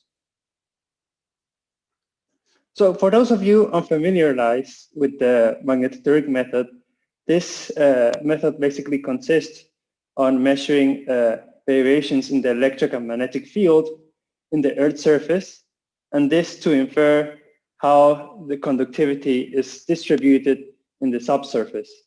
This is really useful for inferring geological structures that are sensitive to conductivity, such as geothermal reservoirs. So really to get a good, accurate physical description, especially in cases in near measurements where there are places where there are complex geological features, it's really convenient to do 3D forward modeling. And by this, I mean estimating the electric and magnetic fields in a certain volume based on a known 3D conductivity distribution. So a very widely popular numerical technique that has been used to solve this problem is the finite difference technique. And in applying this technique, we basically use type of rectilinear mesh as the one shown here at the top. And it basically divides a model or conductivity model into smaller rectangular prisms. And as we can see here, the problem with these types of prisms is that in cases where there's topography or complex geometries, they're really difficult to represent with these types of meshes. An alternative way of dividing the domain is using unstructured meshes based on tetrahedral elements. And as we can see here at the bottom, they are capable of representing really these complex geometries that we observe. And the finite element method actually allows us to solve the forward problem using these types of meshes. So currently there are some algorithms available that support unstructured mesh. However, all of them so far use first order elements. And really for those of you that are unfamiliarized with this term, I give you a really simple explanation. And basically here I represent estimate the electric field as a function of depth in an homogeneous case. And here in blue, I show how I would approximate that electric field if I were to use first order elements. And as we can see here, basically, in the domain of each element to estimate the value of the electric field, I do a linear interpolation between the values at two endpoints. And really, there are areas that are well represented, and there are areas in when the electric field is not so well represented. So to get actually a better representation, I would need to add more elements, refine more my mesh. An alternative to this is, instead of defining a linear interpolation between the elements, within the element, I'd rather define a quadratic interpolation. And for that, I add a control point somewhere in the middle of the element. And as we can see here, this really allows us to actually represent the variation in the electric field in a more accurate way and with fewer elements. So this is the idea of using high-order elements. And with that idea in mind, we developed a new tree-forward algorithm based on these types of elements. Now, to formulate our problem, we combine Faraday's and Ampere's law to obtain the single equation in terms of the electric field only. And here we solve this problem considering a domain that consists of a layer of air and earth. Here we apply Dirichlet boundary conditions in which we know the three components of the electric field in the outer boundaries. And we solve this problem considering first a constant electric field inciding over the top layer, first in the x direction and then in the y direction. From there, we estimate the magnetic field directly from Faraday's law. So once we have computed the electric and magnetic fields for each polarization, we can compute the impedance tensor, which really is just the relationship between the x and y components of the electric and magnetic fields. And from that, we compute apparent resistivities and phases for every component of the impedance tensor. And we do that for a range of different frequencies or periods. So to apply the finite element method, we have to define first how we want to approximate the electric field, the solution within our domain. And for that, here we use a type of second order vector basis, following the methodology proposed by Graglia and collaborators. And really, these vector bases are simply a set of vector interpolating functions that allow us to represent a quadratic variation in the electric field within the element, like in the example I showed before. And in this case, we also define to represent that variation, interpolation nodes within the element. And in this case, the unknowns are given as the electric field component tangent to the edges defined at these specific interpolation nodes. So every unknown has an associated vector base, and there are 20 unknowns per element. And so the electric field is given as the sum of the unknowns weighted by their corresponding vector base. Once we defined this interpolation, the interpolated value of the electric field, we actually use the Galerkin method to discretize the equation that we have to solve, that I mentioned before, and to obtain a linear system of equations. And that linear system of equations we solve to obtain a solution and to compute the electric field. So to validate our code, we first considered an homogeneous model of 100 ohms meter. So here in the left, you can see the whole domain that we used. It basically consists of a cube of 100 times 100 times 100 kilometers, and that extends in the x, y, and z directions. And here in the right, we see a mesh section that crosses the middle of the domain. And basically, we placed a measurement station at the middle of the domain, and we evaluate we calculate different apparent resistivities and phases for different periods using this same type of mesh. So as you can see here, we refine near the measurement station to get a more accurate result. So these are the apparent resistivities that we get for the X, Y, and YX component, and for a certain range of periods. And here I really show a zoom in the results to actually see the magnitude of the errors that we get. So we see that there are some errors, especially in lower periods. However, in general, they are very low. They are lower than 0.3%, and which is very low compared to any errors that we get on measurements. As a second example, we considered a case with a model with a simple geometry. That is a model of an conductive cube of 1 ounce meter. And in this case, we compared our results obtained with an unstructured mesh with one obtained using a structured mesh. This using first order hexahedral elements. And we can really see here the differences between these two types of meshes. In the structured case, as we refine more the domain, we use more elements. And so we have more elements included because of the refining. And the unstructured mesh, we don't see really that much elements wasted. And if we compare in the close-up near the conductor, we can really see the differences between the meshes, where the structured mesh is more refined. In the unstructured case, the mesh is not so refined.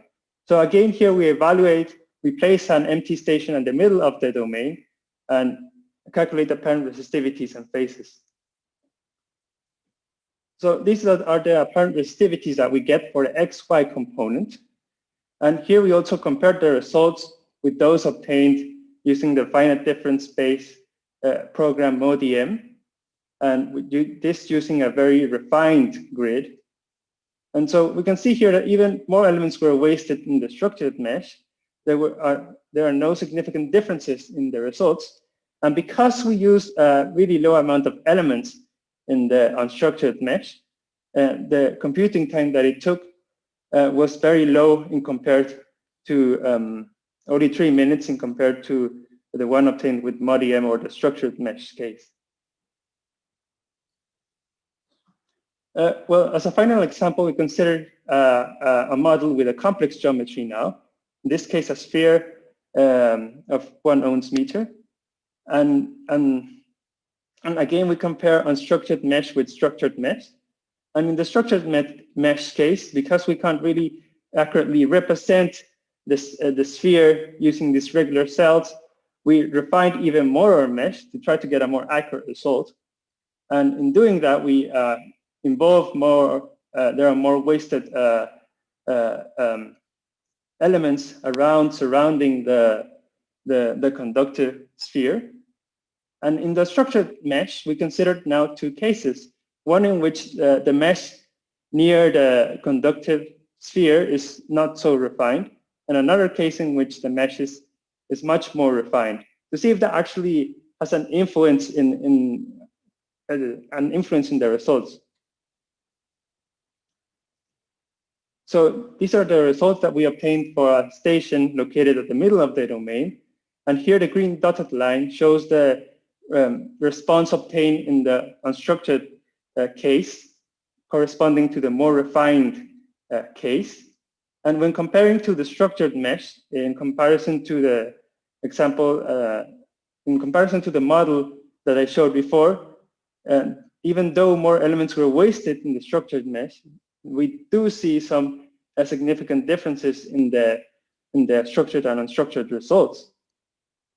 And however, when comparing the unstructured mesh in the low refined and more refined cases, we really see here that the results seem to coincide very well. And that seems to suggest that we don't really need to refine as much in the unstructured mesh when using high order elements. And we can really get an accurate result And again, we see here that on unstructured mesh, we get a low computing time of only around 3 minutes again, compared to other approaches.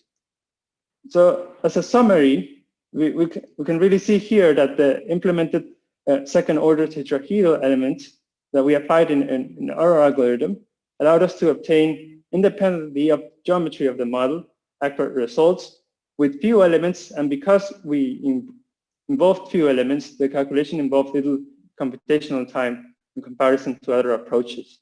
And the embedded sphere model, we did see significant differences in the results and the apparent resistivity that were obtained between the MODIEM algorithm, which is structured base, and our algorithm.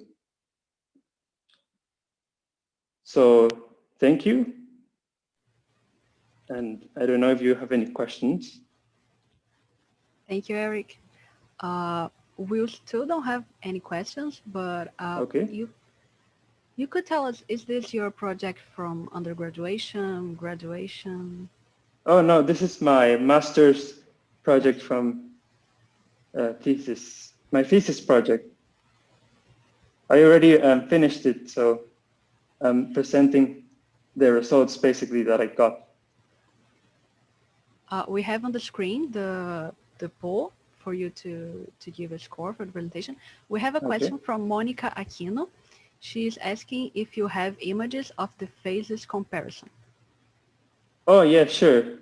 I don't have them here, but basically I only showed apparent resistivities, but the results are very similar actually. And this is, let me, okay. Yes, oh, okay. The results are actually very similar. And that is why I didn't show them here. But I do also have, I don't have them right here, but I do involve them. So you can get more details on that in my thesis, I suppose. But I don't have them here. But the results are basically the same. They tell us the same thing. Your thesis can be found at? I think if you search for my name, I think it should be available to everyone for those of you interested. So we also have a question. Okay. We also have a question. Okay. Monica completed her question. She said thank you, and she said she'll check her thesis. Is your code available in GitHub? Okay, no, not yet. This is really a recently finished project. So we're currently writing a paper on this, so you could get more information with that on that soon. But right now there is no GitHub code available yet. We may plan to do that in the future, but not right now. So, however, we are planning to write a paper on the results. So, in the Computers and Geoscience journal. Oh, that's great. Ana Curcio also has a question. How do you select the nodes in this second order approach? Okay. So basically, to discretize the model, discretize the domain, especially on unstructured meshes, it's not an easy task. And I use this program called Gmesh, which allows us to define high order unstructured meshes. However, it is based on nodal numbering, because there are really no programs that allow us to discretize using edge elements.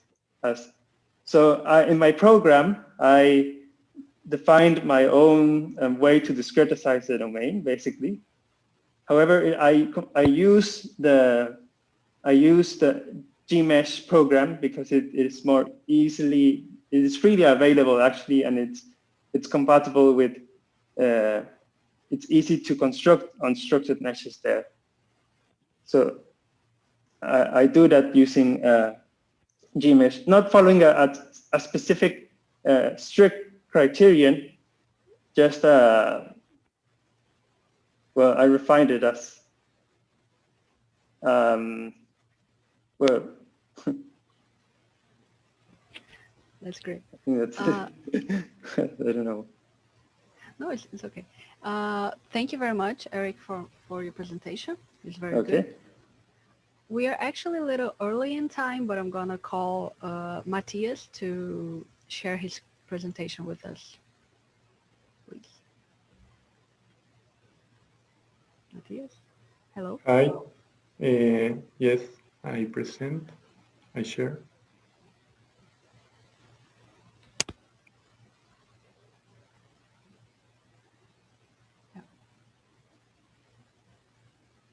Yes, we can see your presentation.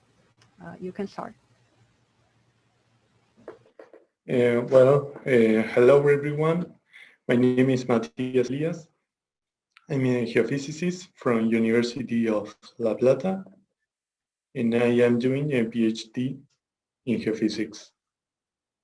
In this work with Fabio Zisserman, Marina Rosas Carvajal, and Constanza Manacero, we modulate the control source electromagnetic data using in 3 dimensions and frequency domain using finite element methods.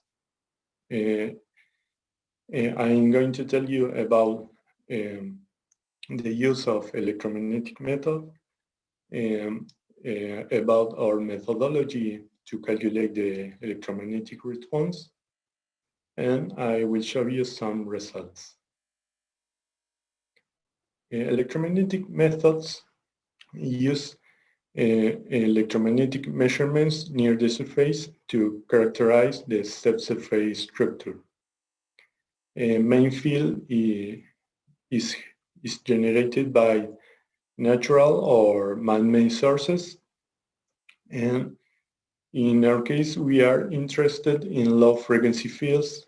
They penetrate gray depth, inducing electric currents in non-zero conductivity bodies, and this produce a electromagnetic response near the surface or at the surface.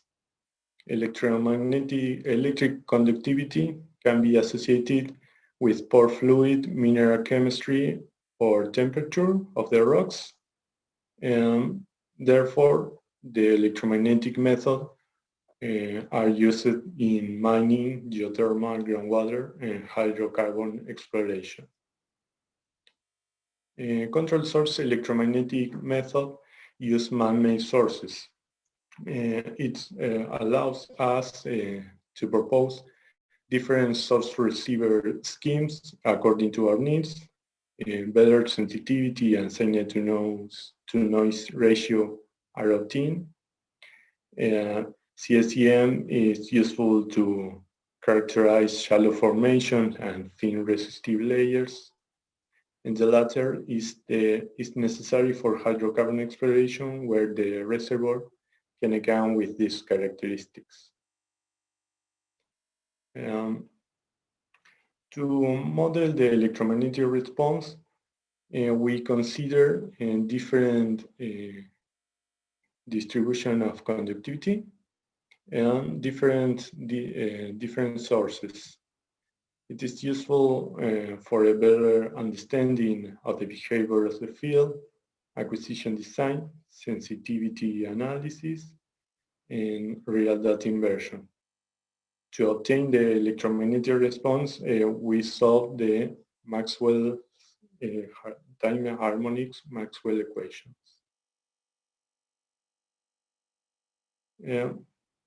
Well, to solve the differential problem, we split the fields into contributions, primary fields and secondary fields. For primary fields are evaluated for a conductivity layered model and with dipole sources that can be electric or magnetic, in horizontal or vertical orientation. The simplicity of this model allows us to obtain the electromagnetic response accurate and efficient throughout the domain. Well, for the secondary fields, we include the 3D conductivity bodies, and we take into account the primary fields. And to solve this complex problem, we use a finite element approach. We discretize the computational domain, and we approximate the fields in each element. Well, 3D finite element method is computational demanding. It involves solving linear system with billions of unknowns. So we use two strategies. One is domain decomposition. We divide the domain in subdomains, and we solve several smaller linear systems iteratively. We parallelize the procedure, assigning part of the domain to different processors. Another option is to take the entire domain and solve the global linear system with a modern free available tool named MAMS. MAMS is a multi-frontal, massively parallel sparse direct solver, which is designed to work in memory distributed computers. Well, so some advantages of our methodology one is that the separation of the primary fields and secondary fields allows us to obtain accurate determination of the fields near the surface without approximations. Another about the boundary conditions is that if we use Dirichlet and Neumann boundary conditions, we need to extend the computational model to make the field negligible at the boundaries of the finite domain. This increases the CPU times and the memory requirements. In our case, using absorbing boundary conditions, the fields that arrive near the surface, near the boundaries, are absorbed and pass through without reflections. So with the use of these conditions, the extension of the computational model becomes unnecessary.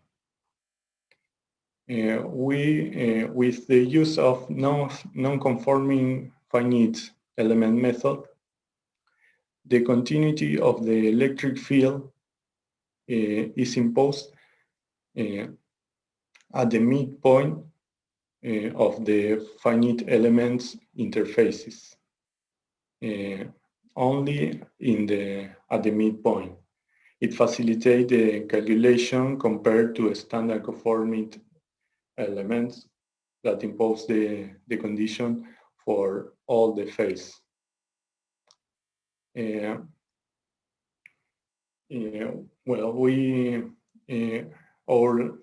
our choice of the basis function for the approximation of the field in each element allows us to obtain the electric and magnetic field, solving the problem only for the electric field. Other methods solve the problem for the electric field and use it to approximate the magnetic field with different finite differences approximations. Well, models and results. For the primary fields, I wrote a code to calculate the electromagnetic response for a layered media with dipole sources based on Losset and Nursing paper. For a half-space model with source and receiver at the surface, analytical solution can be derived. So I use this half-space model to compare my solutions with analytical solution. In this figure, I show different dipole sources, magnetic or electric, and I show the electric and magnetic components. And so the curves for the computed and analytical solution match for a wide frequency range. To test the 3D model, I use the constellation-based canonical disk model. It consists in a disk buried at 1 kilometer, resistive disk buried at 1 kilometer below the seafloor.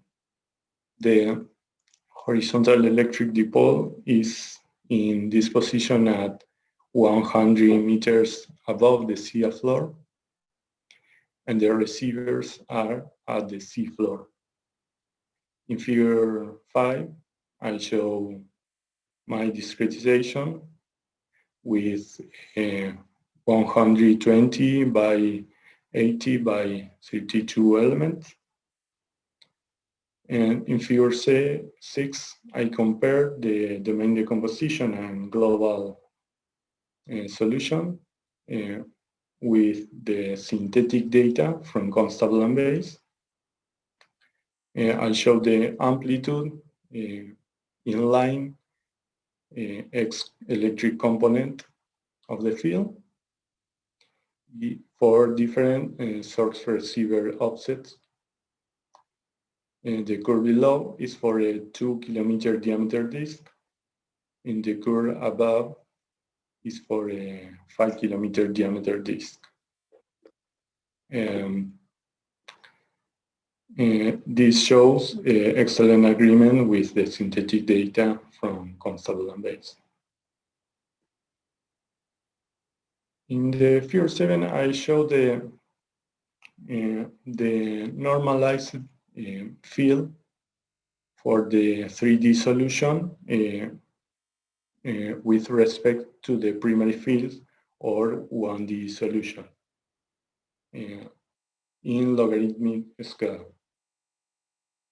We see that a considerable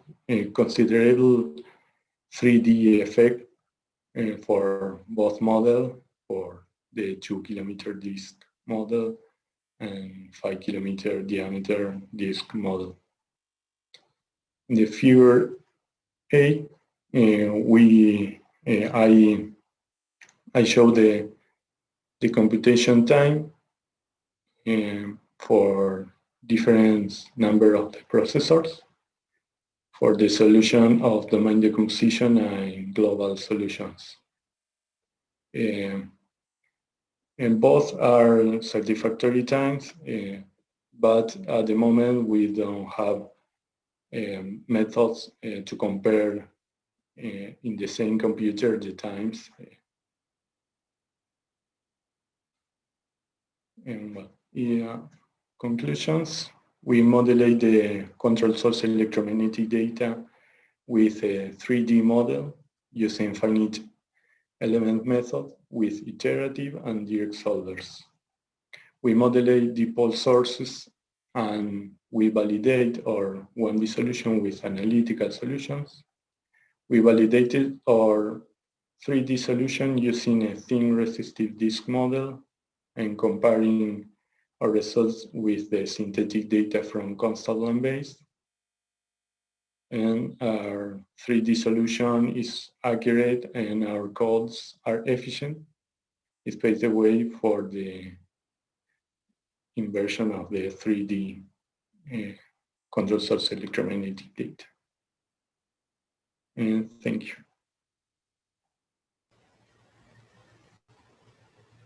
Thank you, Matthias, for your presentation.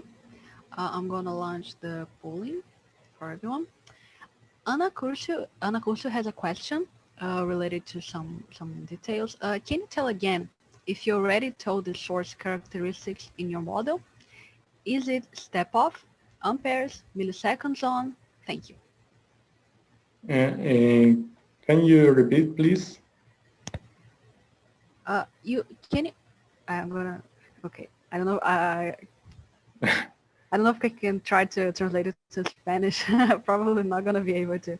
Can you tell again if you already told the source characteristics in your model? Is it step off, amperes, milliseconds on?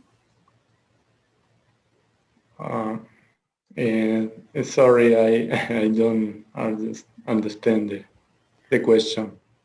Ana, do you want to? Yes, thank you. I will ask in Spanish just in case, and then in English. My question is if you can give more details regarding your source, if you can tell us the initial current, milliseconds, if it is a step-off source. La pregunta es si nos puedes dar un poquito más de información respecto de la fuente, cuánta corriente le inyectás, o sea, cuántos amperes. Dijiste que era una fuente dipolar, si mal no recuerdo. Bueno, ¿durante cuánto tiempo? Si es una fuente tipo step-off. Muchas gracias. We have I don't consider the electric injected.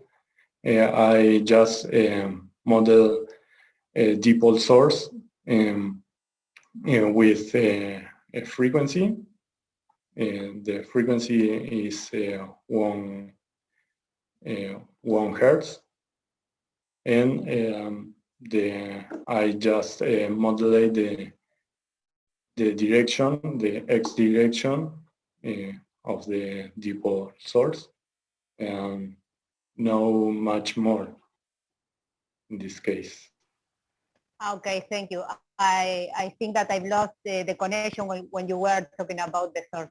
Pensé que creo que perdí la conexión en esa parte. Muchas gracias, discúlpame. Thanks. Thank you, Joanna, for the question, and Matthias for answering. We don't have questions. We still don't have more questions, so I'm gonna end the polling. Give it another minute, Isabella. Another minute? Yes. Okay. And we encourage the audience to please vote. Yes, it's probably appearing in your screen if you didn't vote yet. So you can give a score to each aspect of the presentation. And like I said, this will help us to choose the top presentations to give a cash prize provided by SCG Foundation. Thank you very much again, Matthias, for your presentation. It was very good. Thanks. And I'm gonna call Victor Ruiz. Victor is joining us to share his presentation. Hello. Hello.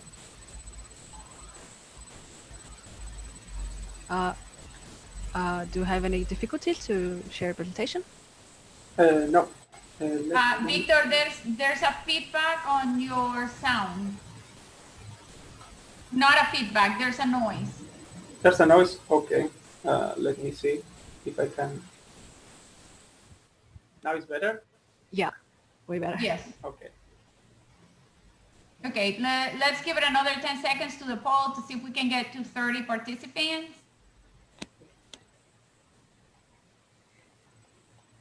Victor, appears for you in the lower part of the screen, the share screen button. Okay, let me see. You can already share your screen. Okay. Now you can see the presentation? Yeah, we can see it.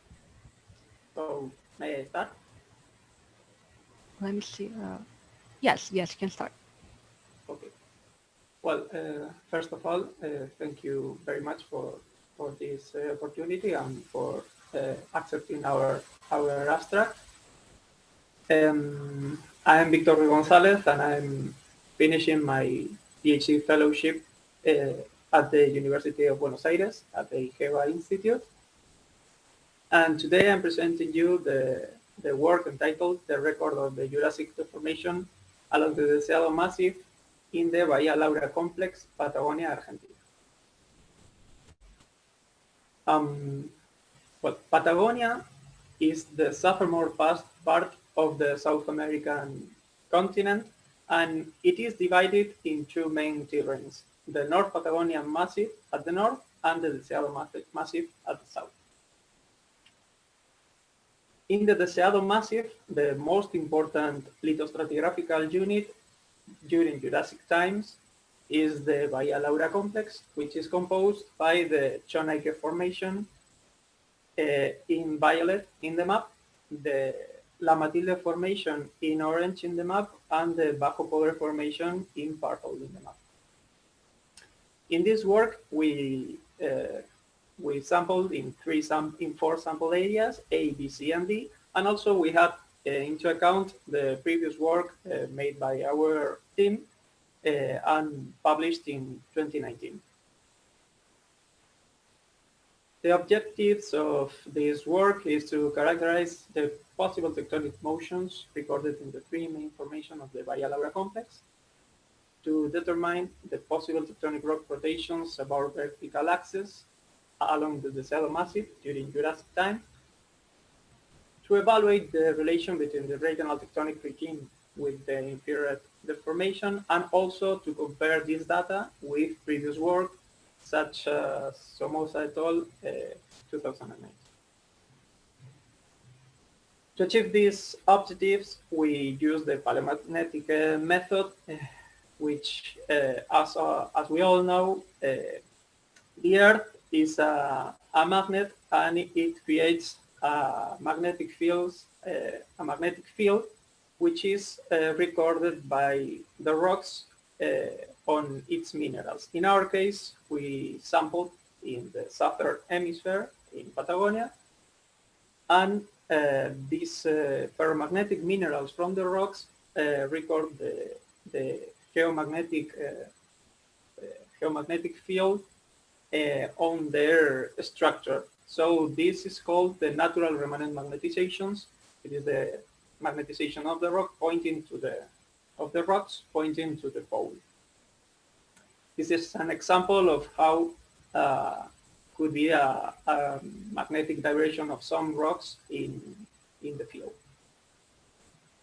Then, with this data, which are vectors which point to the geomagnetic pole of the moments of the formation or the cooling of the rocks, we can calculate a paleomagnetic pole in geographical coordinates. And with this pole, we can calculate some deformation. For example, we can calculate a poleward displacement of the terrain or the continent. We can calculate the rotation of this terrain or continent or tectonic block in situ, or also we can calculate the displacement of this terrain of this continent in a latitudinal direction and also a rotation. And for this purpose, the paleomagnetic method is the unique and a unique method. So, as I explained to you, we sampled in the A area, which is the Bajo Grande area, and in this area we sampled the La Matilde formation in these sites, and with the red eye, I will show you the aspect of these outcrops, which are these outcrops of Irnimbraids and tuffs. Also, in the B area, we sampled the two sides of the La Matilde formation and the Bajo Pobre formation, which are these lavas and andesites.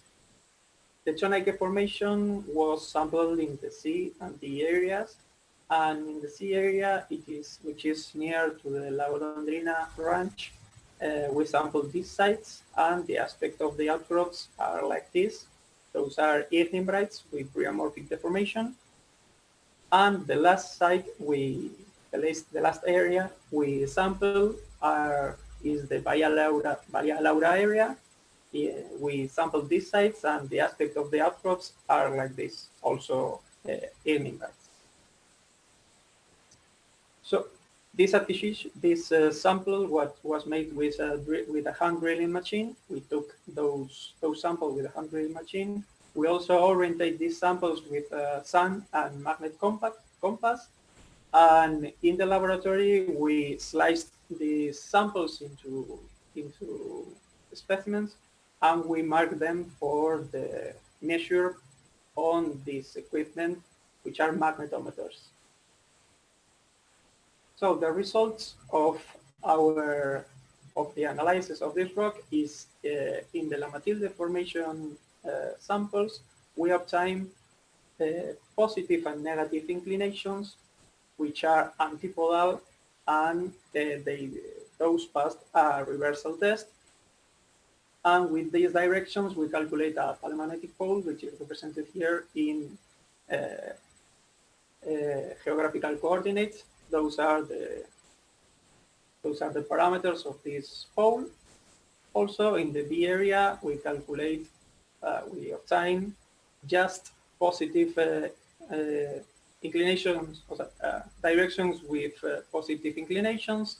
We could not be able to calculate a reversal test, but we calculate an folding test, and it was negative.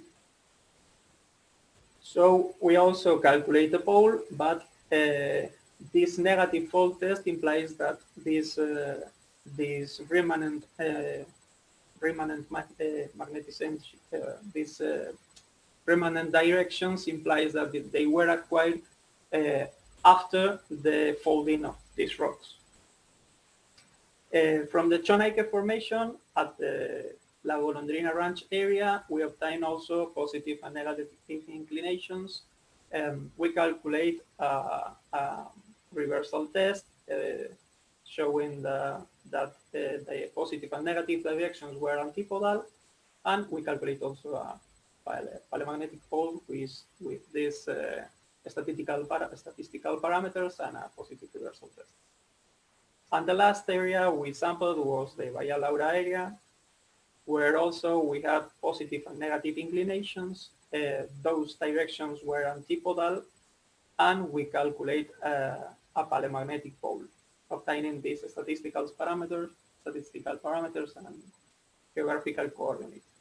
So, in order to calculate the possible deformation of these sites and the massif itself, we calculate our poles with Kent and Irving and Torsvik et al.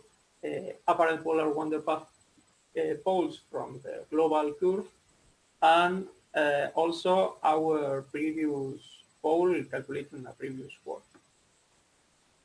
With this data, we could see that at the westernmost part of the massif, of the Seado Massif, the Chonaike Formation showed no rotation, no representative rotation because of the rotation is much smaller than the uncertainty.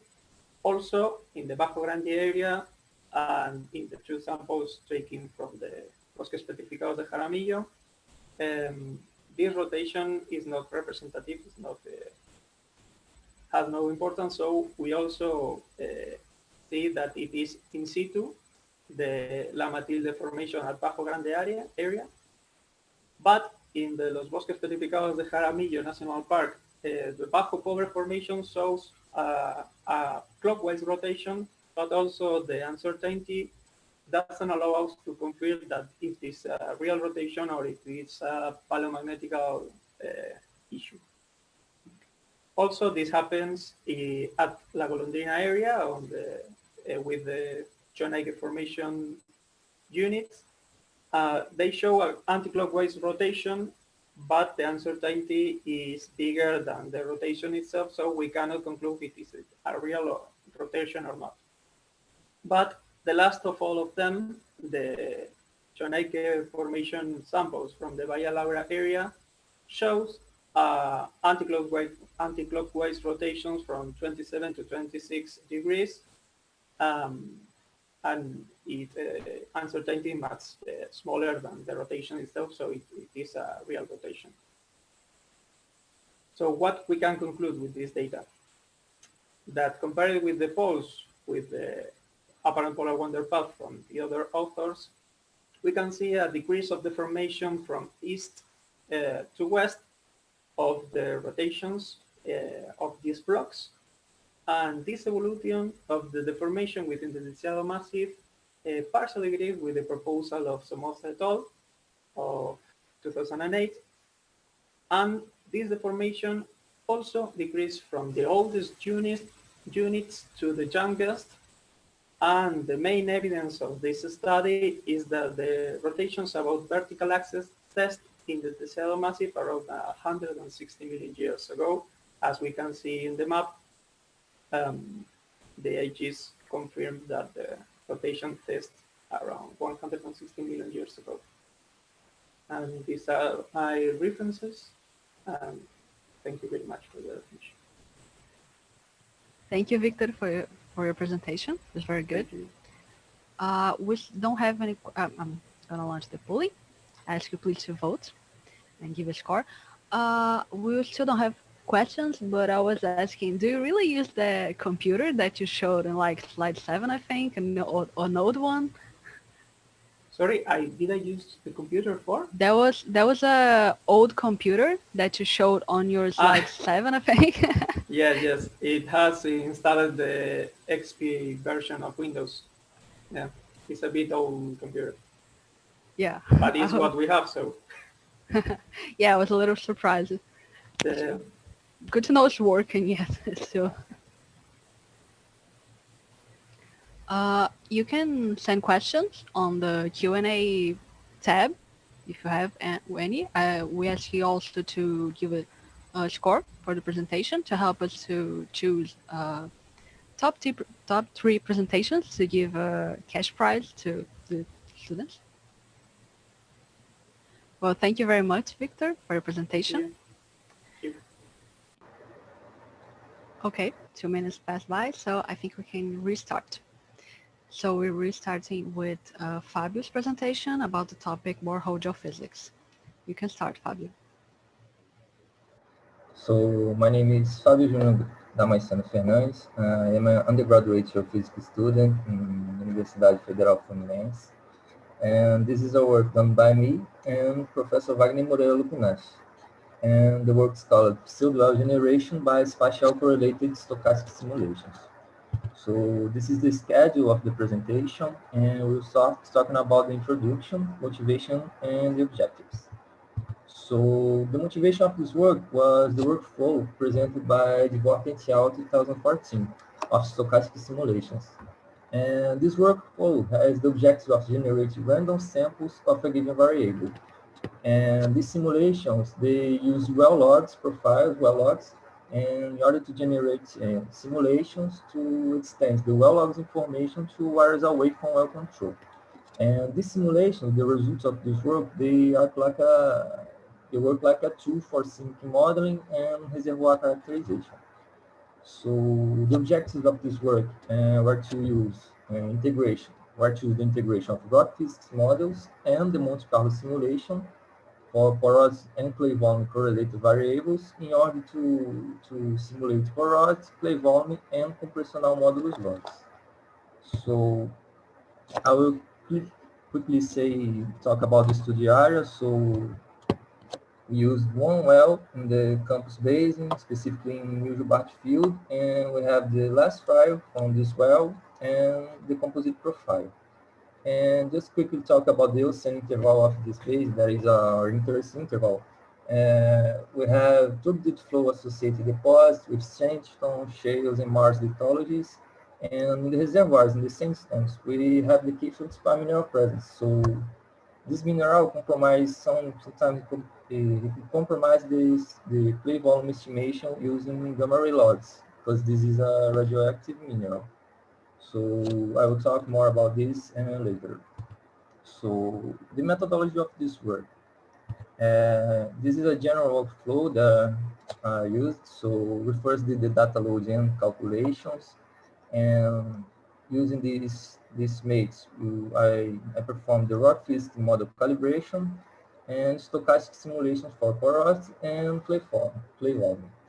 And integrating these two topics, the rock physics model and the stochastic simulations, we generate pseudo wells with porosity, clay volume, and compressional models logs. So first, talking about the data loading calculations, this is our data, this is our logs, and we loaded it using Python programming language and some package, and we divided the interval, the interest interval, in 5 zones, zone 1, 2, 3, 4, and 5.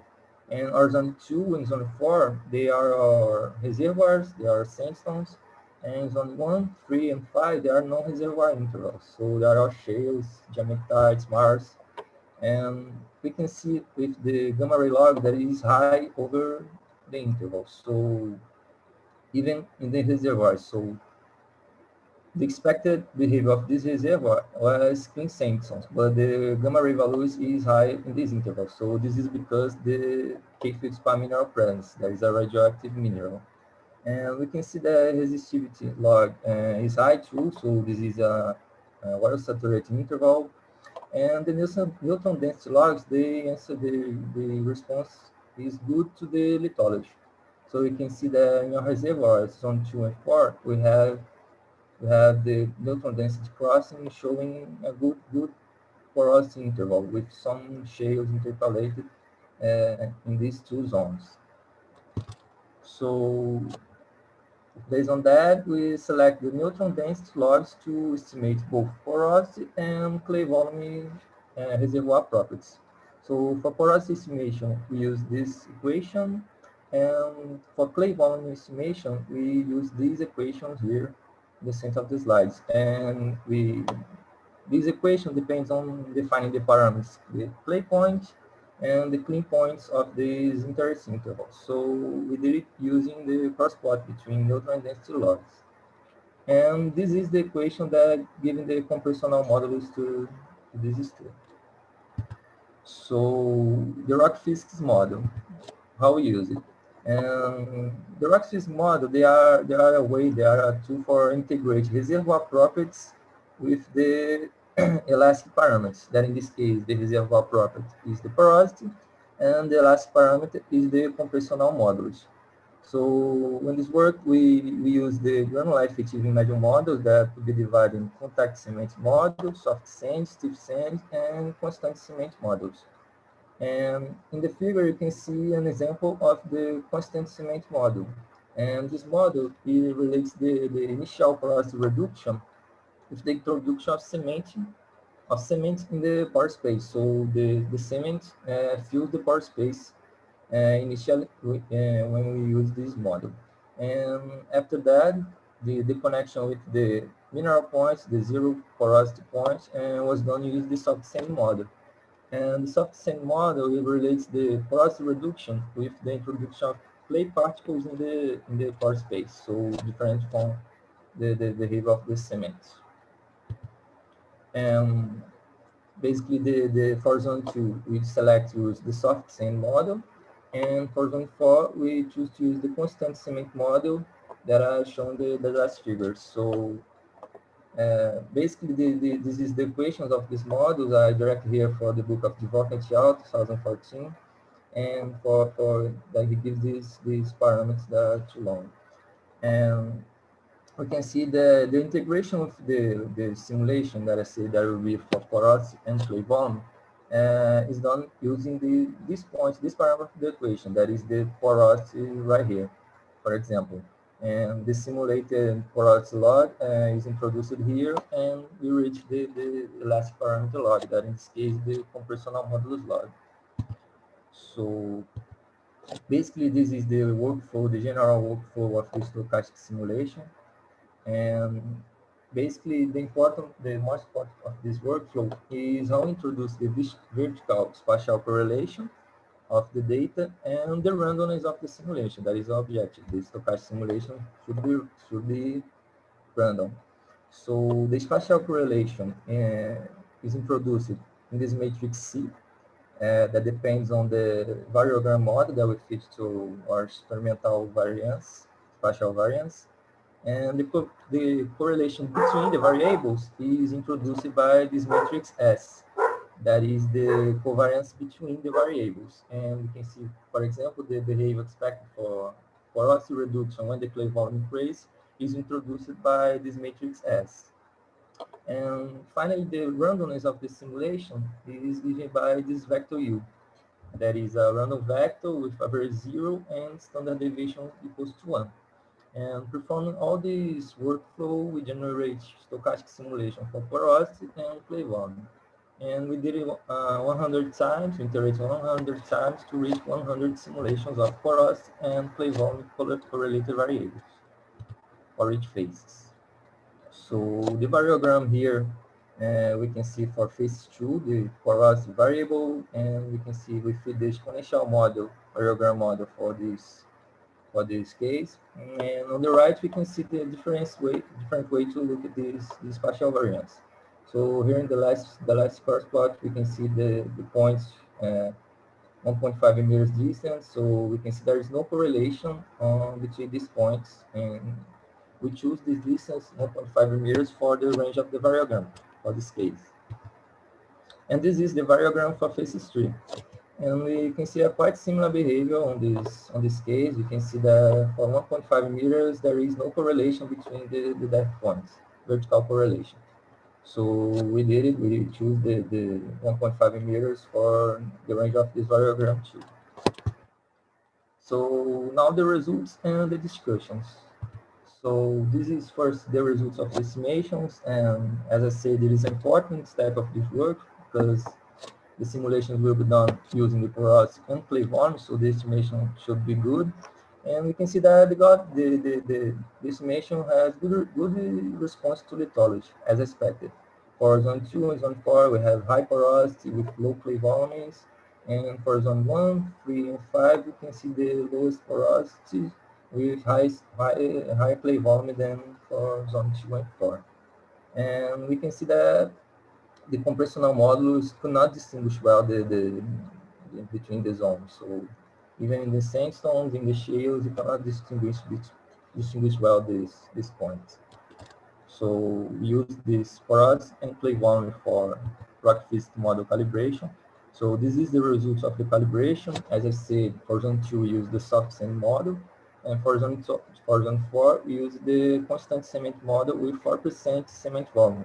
So we can see the origin points, the zone 2, we can see that the data, the model fits well the data.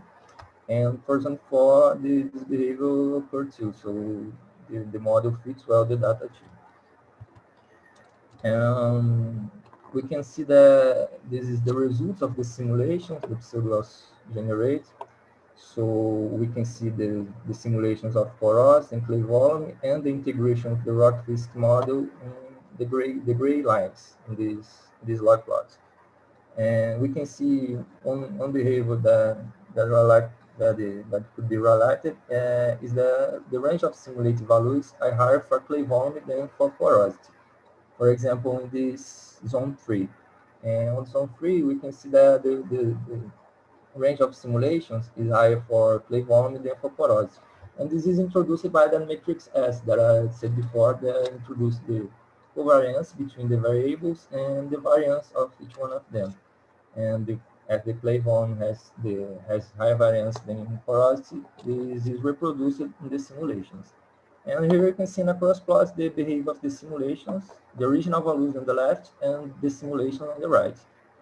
It is important to see that the behavior observed in the data was the highest compressional model values are on the lowest porosity volumes, lowest porosity.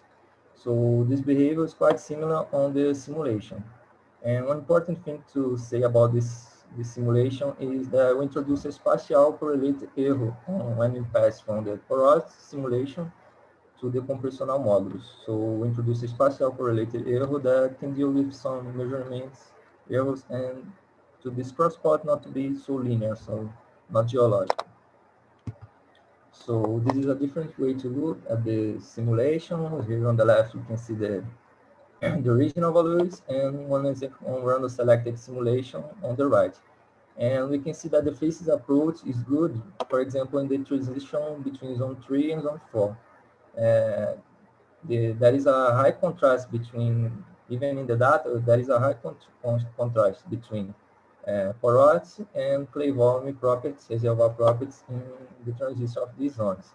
And if you didn't this phase approach, this contrast, this interval, it will be so flattened, so it will be so smooth. So this is not the behavior that we want. So we choose this phases approach for this reason. And some conclusions of this work is that the porosity and clay volume estimation methodology show good results, so they are important for our workflow. And the granular effective image models are a good approach for reservoirs, so we could see that for zone 2 and zone 4, the rock physics model fits well the data. And the phases approach of the stochastic simulation is important for the sandstone and shale sequence. As I show in the last figure, you can see that this contrast in the transition is preserved.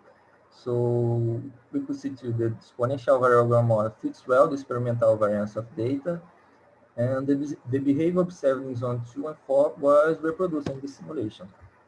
We could see that behavior of decrease in porosity accompanied with the increase of compressional modules. And the integration of this rock physics model with stochastic simulation is important to prove both reservoir properties and the elastic parameters. That is our interest in reservoir characterization studies. So this is some reference that I use in this work, and thank you. Thank you very much, Fabio, for your presentation. We have a question from Javier Avalos Luna. I hope I said it right, the name. If I want to find your job about Python modeling, where can I research? Oh, I didn't put in, for example, GitHub yet, but I work to clean this code to publish in the GitHub. So the simulation workflow, the rock physics workflow, I plan to clean it to make the code cleaner so I can publish on the GitHub and share to others to the research. I hope that this answered the question. Great. You said it was an undergraduation project?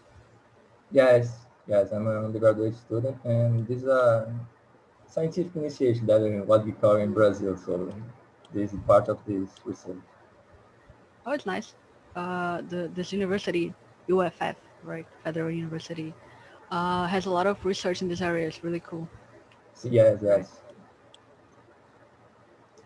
The pool is already available. We ask you to vote to help us to select the top 3 presentations to give a cash prize to the presenters. I have a question. I don't remember exactly the slide that showed, but you had like these 2 graphs where you compared the model with the data that you had. It was a visual comparison. Do you have a numerical relationship, like? The rock physics model with the data? Yeah. Yeah, I did it. The methodology to fit the best rock physics model was to change the one parameter on the rock physics model, that is the coordination number. The parameter, this parameter, it's difficult to measure it from the rock. So the methodology was to change this parameter to produce the minor errors from the data with the model. So the fitted model that we can see in the figure was that they produced the last difference between the model and the data. Got it. Okay, we don't have questions for now, so thank you, Fabio, very much for your presentation. It was very good. Lydia, if you're there to share a screen with us, please. I'm here. Good afternoon, everyone. Can I start? Can you please share the presentation? Maybe we can wait. We can wait a little bit for people to vote on the poll. All the students are presenting really fast, so we are early on the schedule.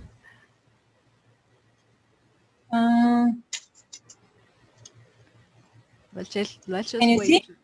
Yes, we can see. Oh. Let me just change my pointer. Can I start? Let me see. Isabella? Yes, you can start. Thank you. I think there is a delay in my sound. I don't know. Good afternoon, everyone. My name is Lydia, and my presentation today is about my test that I defended in 2020. I am a geologist, and now course my PhD in geophysics. I'm from UF, Universidade Federal Fluminense, from Brazil, and currently starting the Parnaíba project and the GECAR lab. And my presentation is about my research in my master's degree, the influence of pyrite and clay minerals in saturation population at the Petit Formation Parnaíba Basin, a case study in well PGN5. And this is my supervisor, the Professor Antônio Fernando Menezes Freire, and I'm keeping with him in my PhD. This is my summary, but I will be brief, I swear. And firstly, I would like to highlight 3 important points of my motivation for my research. And first is the study on reservoir with anomalous low resistivity, a common problem in the world that directly impacting the water saturation calculation and thereby leading to underestimation of hydrocarbon volume available. Second, it's the developed cheaper and accessible methods, especially for onshore contexts. And this is important because in general, current techniques are more expensive and need to discover the problem before drilling the well. And in this case, the resistivity log is discarded.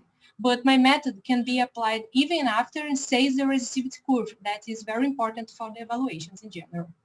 And finally, the growing preeminence of the gas market in the petroleum industry, and especially for Brazil, the Parnaíba Basin has played an important role in these markets that is important in the energetic transition. My study area, yes? Sorry to interrupt you. It's just to let you know, you don't need to hurry. You can take your time, okay? Really? Yeah. Sorry, really, I'm sorry. Oh my God. No, you can take your time. You can go slow. Oh, sorry. Yeah. I understand wrong. Sorry, I am a little nervous. Can you see my presentation? Yes, it's not in presentation mode. I'm sorry. If you want to restart and go in your time. Can I start here? It's yeah. Before? Okay, thank you. I'm sorry, guys. So my story area, again, it's the Parnaíba Basin. It's a Paleozoic and Trocatonic basin located in northern Brazil. Let me change just my pointer. It's better. Thank you. It's located in the northern Brazil. It's distributed in 6 Brazilian states. It's a new frontier onshore basin, but with highly promising petroleum potential and place yet to be studied, mostly for natural gas. And it's a huge area with the most part unexplored. My research brings the case study of PGN5. It is in this part of the field for the petrophysical characterization of the reservoir of the Petit Formation in the area known as Parque dos Gaviões or Hawks Park in free translation. It's the area known as Hawks Park. And this area is the main producer area currently at the basin, and the deltaic sandstone of the Petit Formation are the major reservoir at the moment for natural gas as well. My database to my approach was the basic curve set of raw logs that I used to my petrophysics model to generate my evaluations, the rock data zero cuttings samples from all just cuttings, and that I used to my detailed lithological profile, my head descriptions, The X-ray fluorescence analysis that I use to generate two geochemical curves, sulfide and iron. And this part is very important because since pyrite is an iron disulfide, these elements were assumed as analog of the minor pyrite.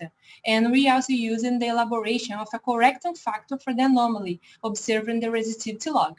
Unfortunately, we could not use the X-ray analysis because it's very important in mineralogy, but we have no access to this analysis. And finally, the gamma spectral data to infer the type of clay minerals present, comparing the components in a scatter chart. I will show in the next slide. This was my first evaluation of my basic set of well logs, and the reservoir folks present the problem of low resistivity, as you can see in this track of the resistivity. In my case, it's related to the presence of clay minerals in pyrite. It's a common problem in the world, and sometimes it's related to other reasons, but in my case, it's clay minerals and the conductive mineral pyrite. The gas-water contact was first interpreted by the resistivity curve when the values start to fall at this depth in the headline, because here we understood there is a change in a fluid. However, when we observe the strong separation between the density and neutron curves at this track, the strong separation is characteristic of gas effect, and the contact can be inferred deeper at this blue line in this depth. So in this sense, there is again a 40 nanometers in the reservoir. This interpretation is corroborated by the pressure gradient chart.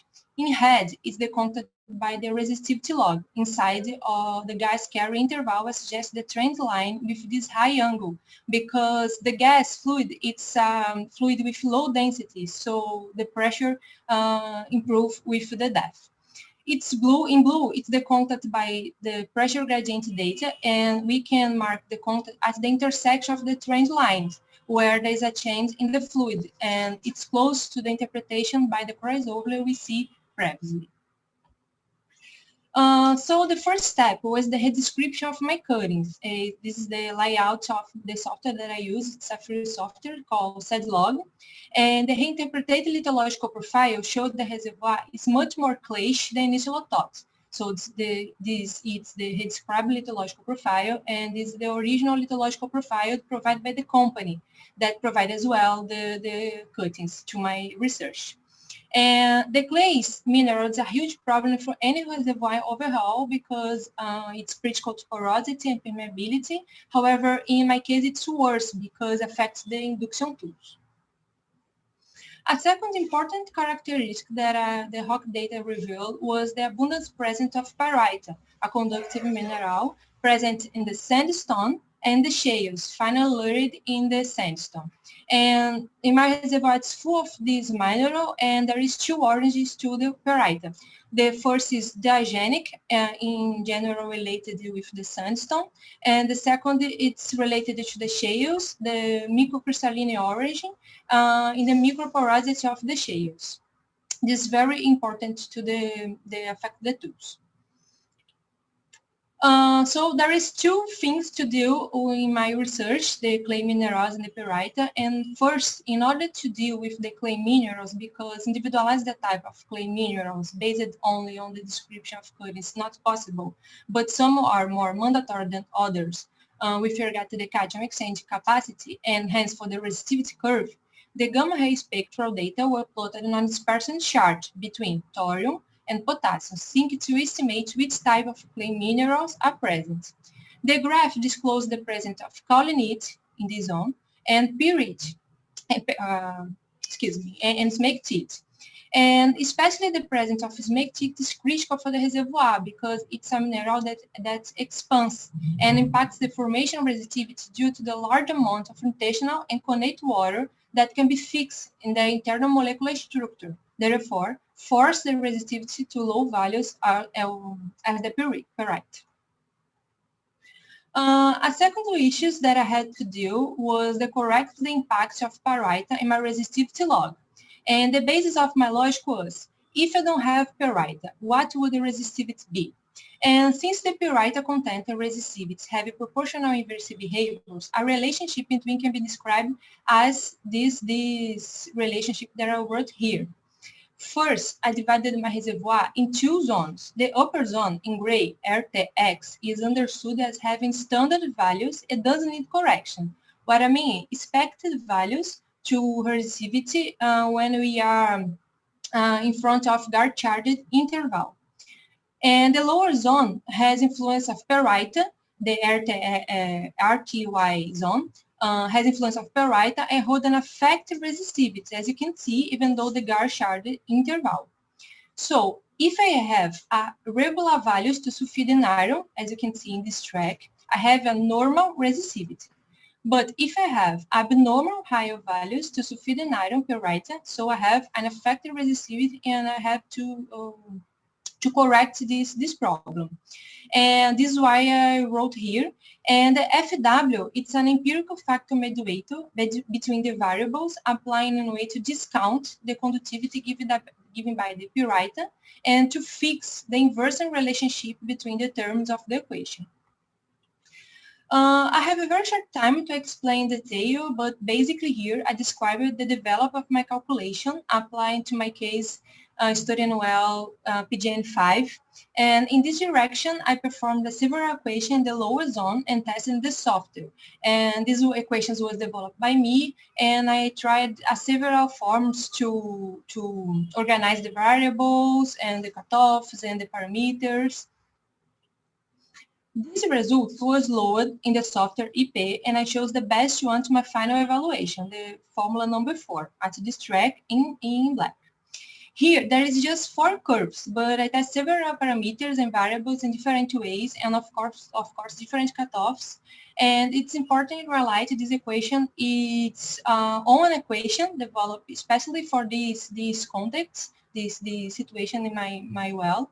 And yeah, I tested more than 50 equations in different ways, in linear scale, logarithmic scale. So this part is very important to the discussions.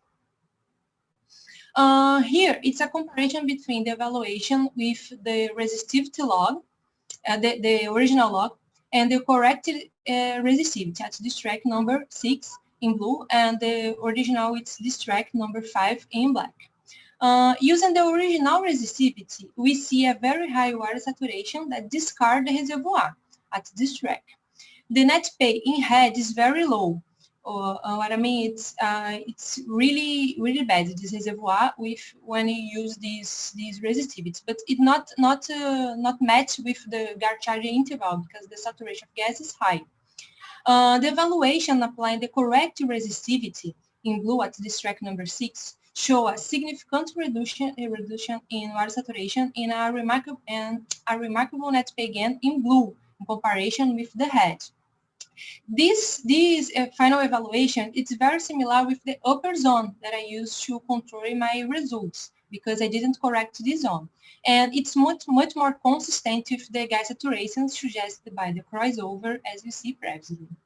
The water saturation was estimated by Simondou equation, which is more adequate because this formula considers other conductive materials and the rock fabrics beside the fluids, in this case, the clay minerals. What I mean is there is 2 problems to my evaluation in this case, and the first with the clay minerals that I use a standard equation in the industry, Simondou, and the another is fixed with my own equation to the Pyrita. Here, there is a resume of my workflow using a method that any driller in general have access. And I would like to emphasize that this workflow has 2 parts, one for the characterization of the reservoir and another for the solution of the problem. In general, this part can be applied separately, so for characterization, if someone wants, or fix the problem in this part with the correction factor and the final evaluation and the analysis. In my conclusions, the reservoir focus presents the problem of low resistivities requiring special evaluation by the interpreter, and the workflow was able to characterize the problem. The correction factor developed needs for testing, but has shown promising proposed workflow can be replicated in other wells with gas fluid that have anomalous low resistivities related to the clay mineral, the ferrite. And the research also proposed the use of cheaper and more accessible methods and data in which the resistivity curve can be used after profiling, optimizing research, generating better results for water saturation HPA calculation, and collaborate in making decisions. Thank you, and this is my email, and I'm open to questions. That's it. Thank you very much, Lydia, for your presentation. Thank you. It was very good. You was just a little nervous. sorry for my English and my nervous. No, it's okay. We don't have any questions yet, but the poll is launched for you to vote. We ask everyone to vote, so we have scores of the presentations to choose the top 3 to give a cash prize. Thank you. Let's wait a little bit for everyone to vote.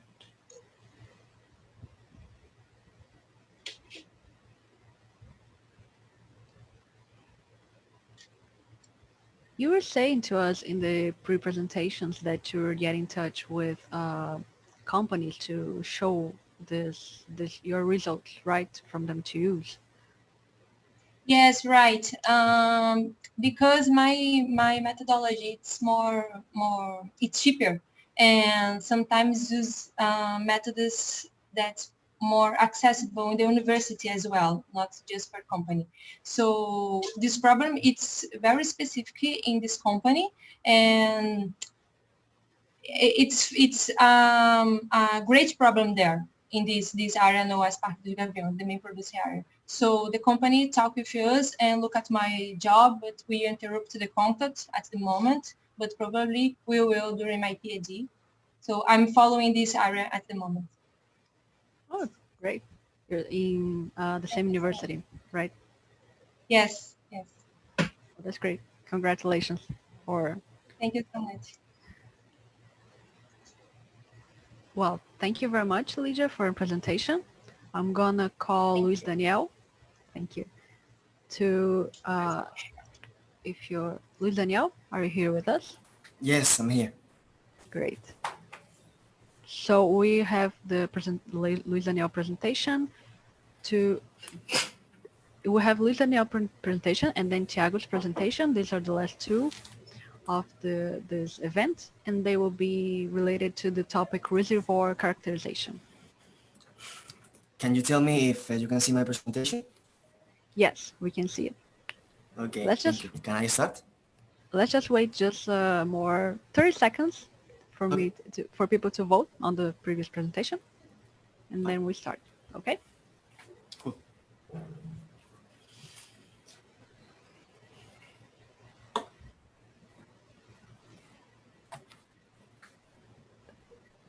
So this is your work, your research on your master's degree, or?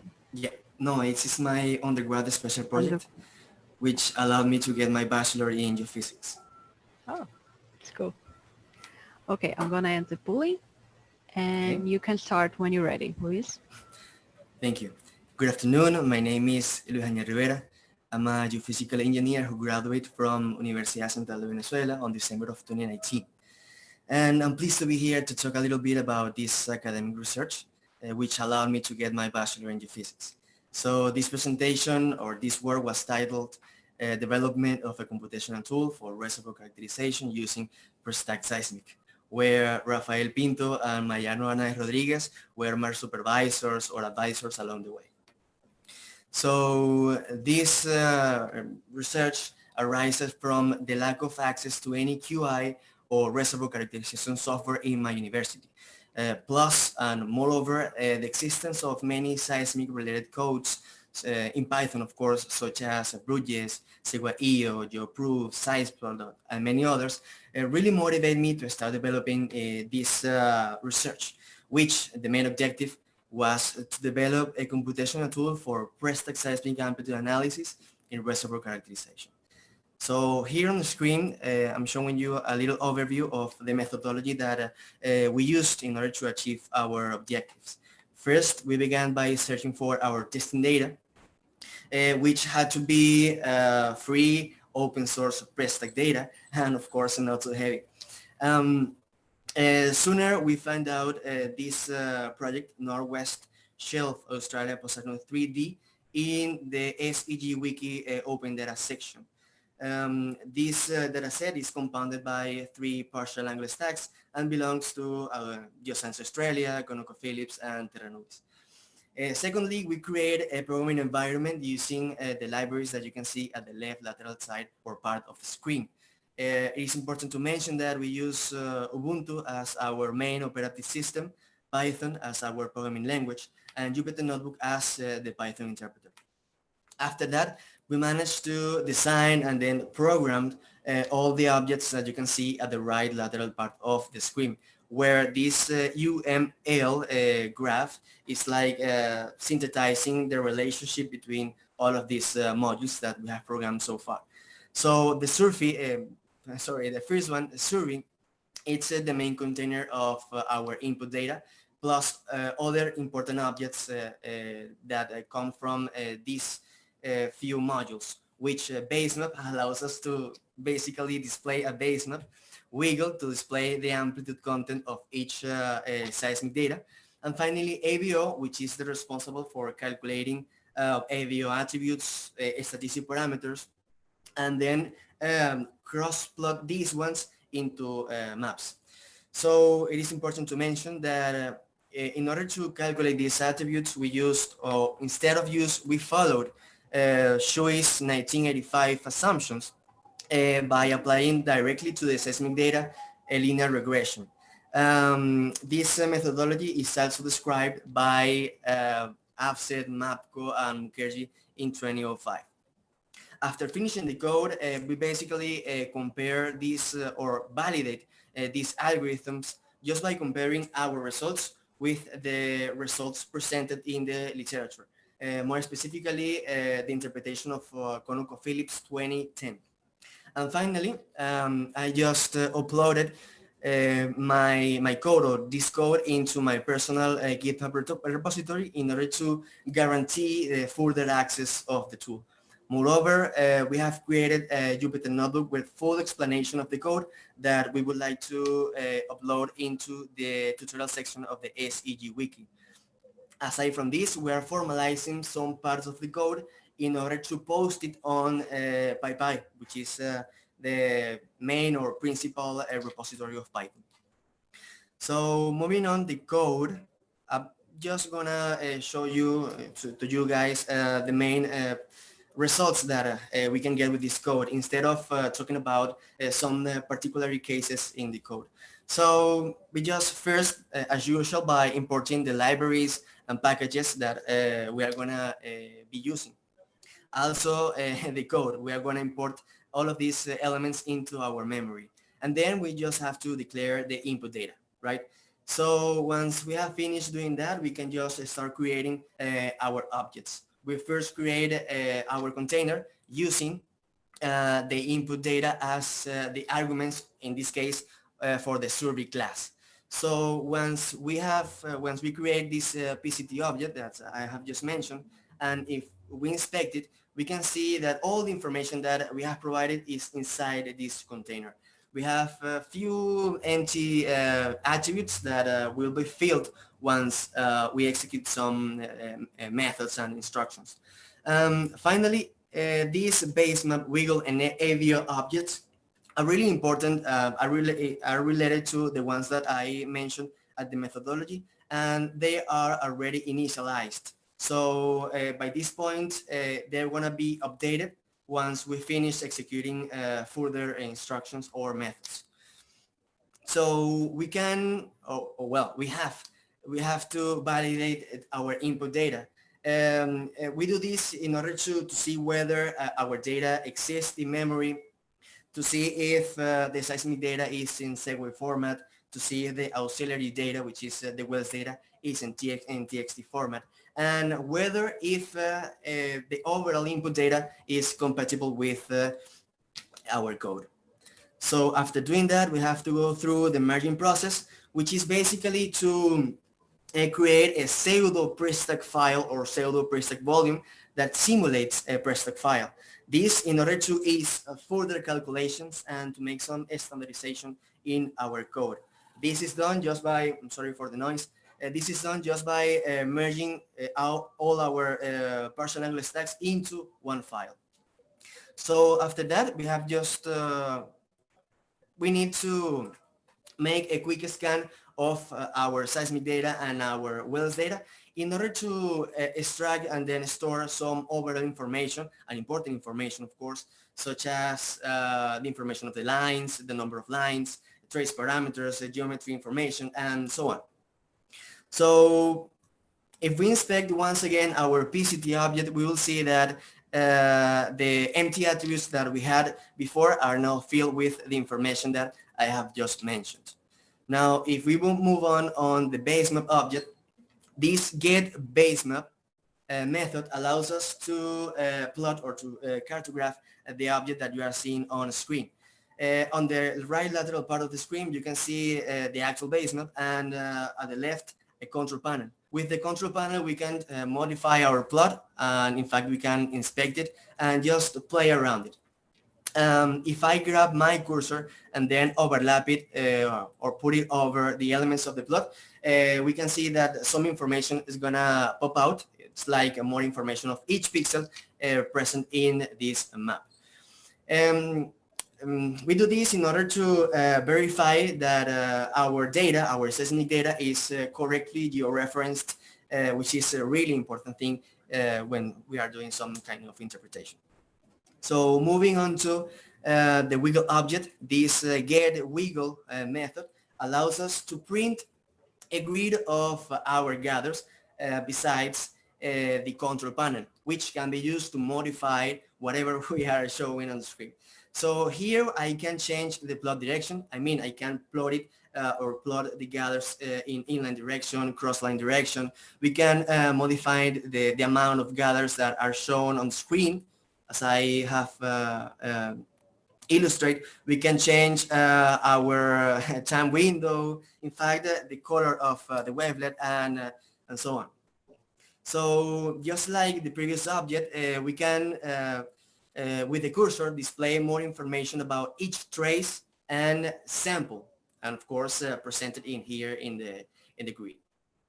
Now, regarding the AVO module, which is the last module, we began by creating new segue files, empty segue files that we are going to use as containers of whatever we want to compute with this next instruction. So in here, we are calculating, on screen, we are calculating intercept, gradient, some statistic parameters around the linear regression, such as p-value, correlation coefficient, and standard error. This is done trace by trace and sample by sample, as you can see here on screen. So after finishing all of the computation and stuff, we can use this AVO visualization method, which can display by default the crossplot that you are seeing right now. I mean, this gradient versus intercept crossplot using the standard error as the color scale or the color bar. So it is really important to clarify or to once again mention that with the statistical parameters, we can evaluate whether these computations or these observations are reliable or not. So here on screen, I'm showing you the Kronos 1 well section, which is between 3,200 and 3,300 milliseconds.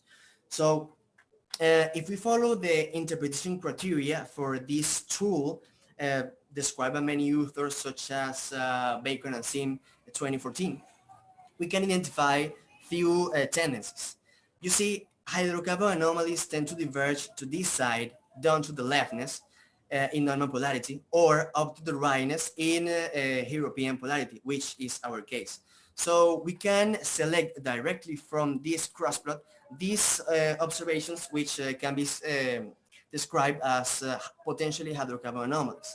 So as you see, once I have selected this directly from this crossplot, they are plotted automatically in this basement. And once again, if I just overlap my cursor over this plot, I can see more information about each observation that I have just selected.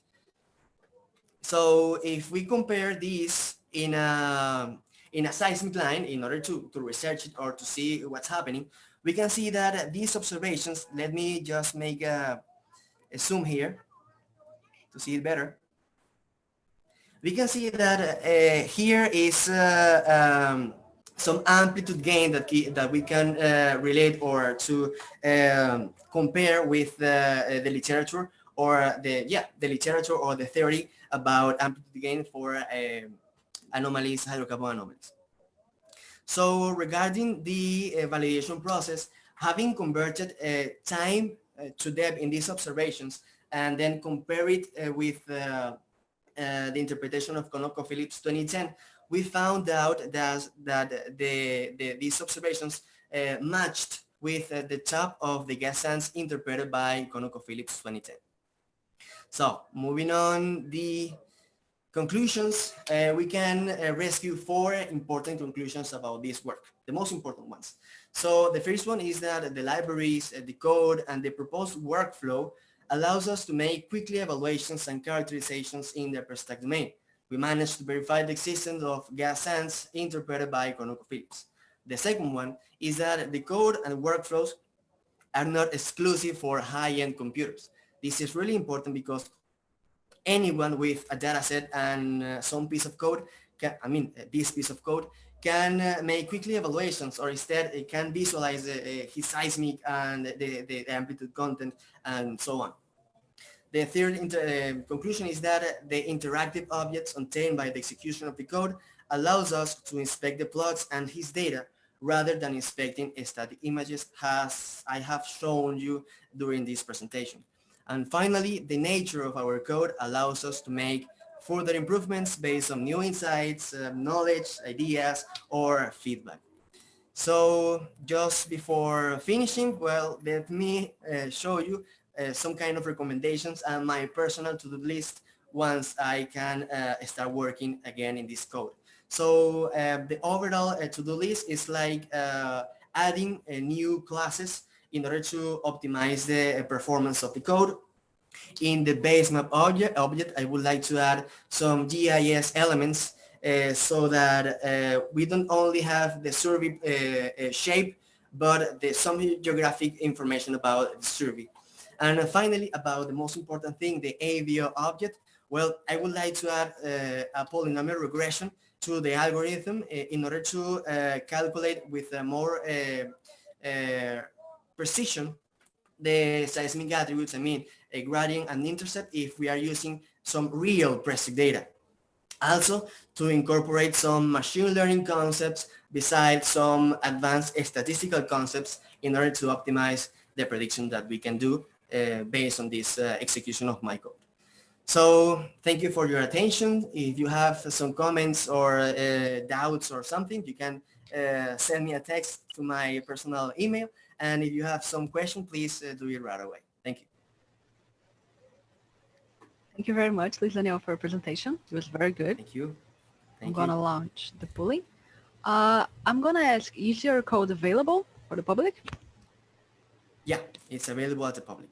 I don't know if I said it, but it's in my personal GitHub repository, which is also public. Yeah. Okay. I asked that because I don't use a lot, but how do you find how can a person find your personal repository? Searching for a name? You can, yeah, by name, or you can just text me through email and I send you the actual link to my repository. Okay, it's great. Thank you. So we're gonna wait a little bit for people to vote, and if you want to send any question or comment, please feel free.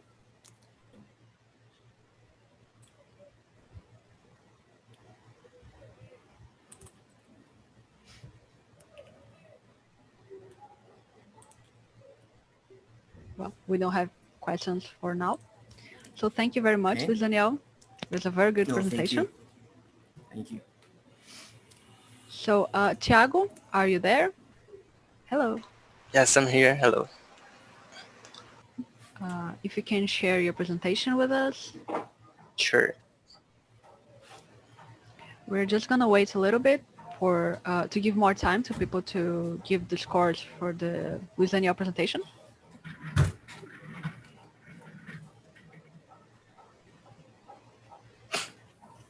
So everyone, this is the last presentation of the event. It's also about the topic reservoir characterization. And we're gonna start it in around 1 minute, just to give you more time to vote. Again, we ask you to vote to help us to choose the top 3 presentations to give a cash prize provided by SCG Foundation. We would like to thank again SCG Foundation for sponsoring the event.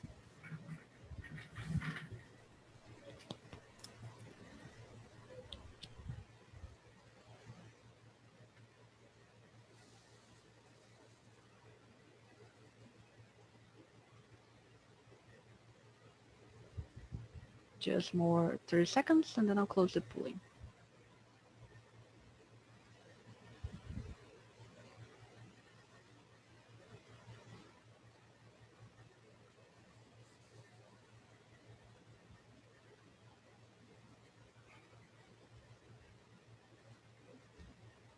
Thiago, everything is okay. I can see your camera. I can hear you. Not Yep. right now, but I could hear you. And I can see your presentation in presentation mode. So I'm ending the Okay. polling and you can start your presentation. Okay, thank you. So, hello everyone. My name is Thiago Rebecca, and I'm going to present this work that I did with my professor Wagner Lupinassi. I'm an undergraduate student of geophysics from the UFF, and this is our group of study, the GeoCar group. So I'm gonna give you a little introduction of my work called Analysis of Tunneling Thickness from Acoustic Impedance using a wedge model. So this is my contents. So first of all, I'm gonna give you a little introduction of the type of data that I'm gonna model. Also the methodology and how I built the script in Python. Then I'm gonna give you a little view in other way to study the tuning thickness and the minimum thickness that we can see in the seismic data or impedance data, and this comparison will help us to understand and how we can see smaller things and thinner things in the so how we can improve our resolution. So my work's based in the Santos Basin in the southeast Brazil, and this is just a section of inverted data. It's a P impedance data from PENA 2019 in the same basin that I study, and this is just to show you how the section is in the real life, and what I am to model. So here we have the reservoir, the pre-salt reservoir. So here we have the carbonates, and so my goal is to model a session like this, but aiming in where the session wedges, so where it gets thinner, like here.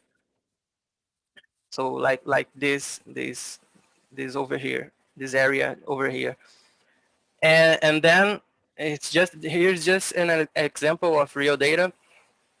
So that's basically what I built in Python. This is just a zoom in the section. So here we have a matrix. So it should be the carbonate reservoirs of the pre-salt. So here we have a layer in this blue here. We have a layer of tight carbonate, so a non-porous carbonate. Here in red, we have a layer of porous carbonate. So here you would have a good reservoir. And then again here, we have a layer of tight carbonate. So the main thing we have to understand here is how how the thickness of this layer over here gets smaller as we go to the right here. So the sampling here, we have a sample here, like in the 0 and 0 of this matrix here, we have a value of impedance. And as we go to the right, we have another, another value of impedance here of this reservoir. And as we go to the right in the columns, we have another sample. So here in the column 1, we only have values for the tight carbonate. And then in the second column, we have one sample of the middle layer, and then we have 2, and then we have 3, and as you go to the right, it gets bigger and bigger. So also with 5 meters of sampling, we have 5 meters of layer of thickness here, then 10 meters and 15 meters, and as you go to the right, it gets bigger and bigger. So this is the impedance matrix. So we actually have these values here for velocity and density of the 3 layers. As I said, the 1 and 3 are the same type of layer. It's a tight carbonate. And these values here I got from the Raquel Diaz 2020 master's degree thesis.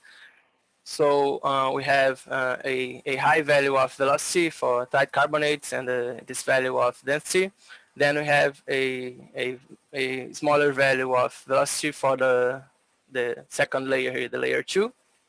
And the impedance, the P impedance values are computed by multiplying the velocity value by the density value. So then we have like this value times this value, we have the blue color here that is around this value here, and then a smaller value for the reservoir indeed.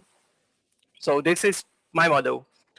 So I have to make a comparison here to show how it's better to understand to use P impedance value instead of using amplitude data. So using the same type of model we have here, but it's the same type of matrix that I showed before, but zoomed out. So it's a bigger reservoir, so it's thicker, way thicker here.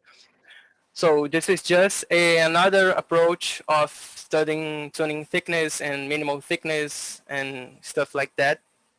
This we have a convolutional model using frequencies around the data and the pre-salt data.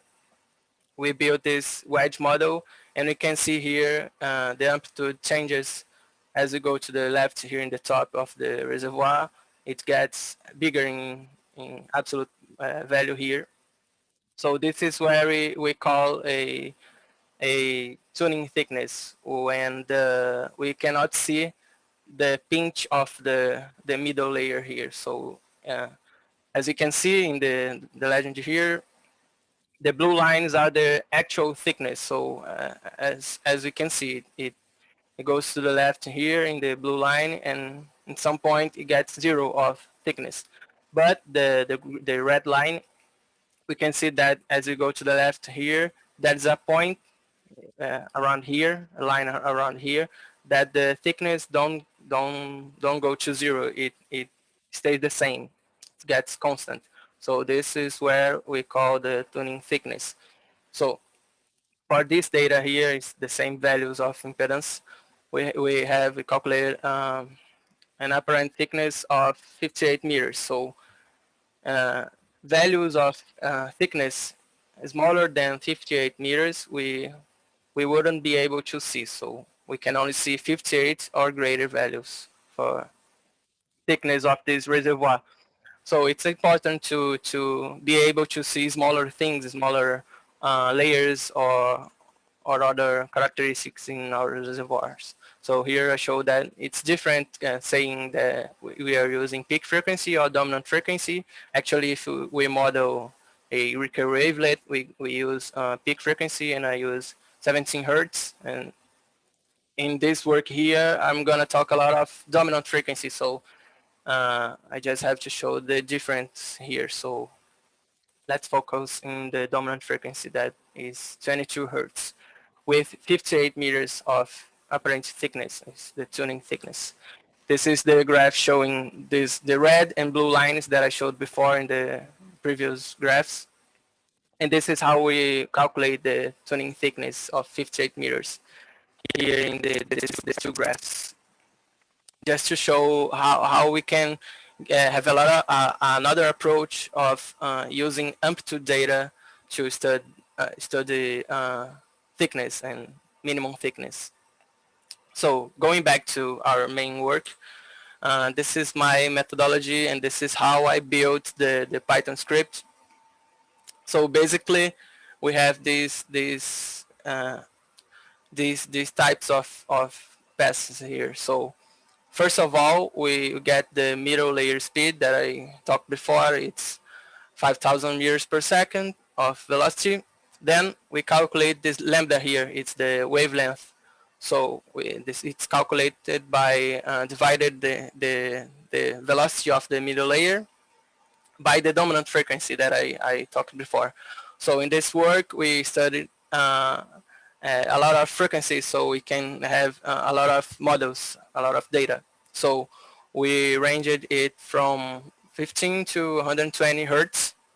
So we calculated one lambda for each frequency using the same velocity. So we'll have a bunch of lambdas here calculated.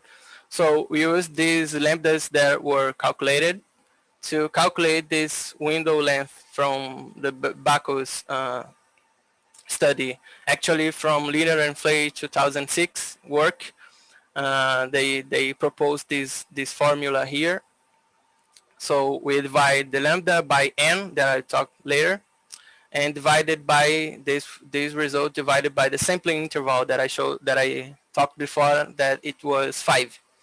So the n here is whether if you are using the dominant frequency or the peak frequency. So we are using the dominant frequency, so we use 3. If we were using peak frequencies here in the range of frequency, we would use 1.5 here in the n value. So with this window lengths, we use this Python function here to build smoothed models. So we use that model that I showed before in that slide, and we use this window to build smoothed models of the impedance. So I'll show 3 examples later of how these models get, so how these models looks. Then we calculate this cutoff value. Is this value here of P impedance is just the mean between the two types of layers I had. And then the script using this function actually goes and looks using this value and using the impedance model. It goes and looks for these values and builds a line contouring the reservoir, the middle layer. Then with this line, with these contours and with the smoothed model, the script go and searches for the area when the contour, so when the middle layer pinches, so wedges. Then the scripts counts the number of samples in that area and multiply by 5. So then we get the minimum inversion thickness that we call here. It's the minimum thickness that we can see. So it's pretty much like what the scripts did. And so showing the smoothed models, we can see 3 examples here of 30 hertz, 50 hertz, and 100 hertz here. We can already see that if the frequency is high, the window here, that is this greenish color here, gets smaller, so gets thinner. So the bigger the frequency content, the smaller the window will be. And this line over here is the contour that I talked before. It's when the script looks for these values here. That is the mean between this layer and this layer, the value of impedance of the layer 1 and 2. And the script looks for this area over here, counts the number of samples and multiply by 5, and then we get the minimum thickness. So showing the main result, the main graph that I have, it's the points here are for each frequency. Then the color scale is the window that I talked before. So we already can see that as we have bigger frequency, we have the red color here that is the smaller windows. And also here we have the three models that I showed just before. And remember that time that I showed the another approach we talked before, the 22 hertz of dominant frequency. So if you look here in the 22, we would basically have 40 meters of minimum thickness. So we can already see that the two types of results that we have in our presentation today. So the conclusions are that the inversion increases the resolution. So we are using a model that models a inversion result. So in the impedance data, we can be able to see, we were able to see thinner layers as the minimum thickness got smaller. Also comparing two dominant frequency in the case before, if we were using 30 hertz of dominant frequency in our data, we will be able to see 30 meters of minimum thickness. And if we were using 100 hertz, it's a common value, the minimum thickness decreases to 10 meters. So going from 30 hertz to 100 hertz, we have a gain of 67% of the minimum thickness of what we were able to see, could be able to see. So in addition, the ability of resolve thinner layers is improved using inversion data compared to data in amplitude. So it's another approach that I talked before. So here we had 22 hertz of dominant frequency. We calculated the convolutional model, and we have in the tuning thickness 58 meters. And with the inversion model, with the smoothed, and then calculating the window that I showed before in the methodology, we had 40 meters of minimum thickness. So we have again here in the resolution. So this is our conclusion. So these are my references, and thank you. Thank you very much for your presentation, Thiago. It was very good. I'm going to launch the polling so everyone can give a score for the presentation. And we have a comment and a question from Mohammed Ali. He congratulated you on your presentation, and he asked what software you applied your workflow. So everything is using Python. So everything that I did in Python using the Jupyter Notebook, and I built the matrices in Python, the dataset in Python, and everything were using Python. Yes, knowing a programming language makes you free of softwares, right? Yeah, exactly.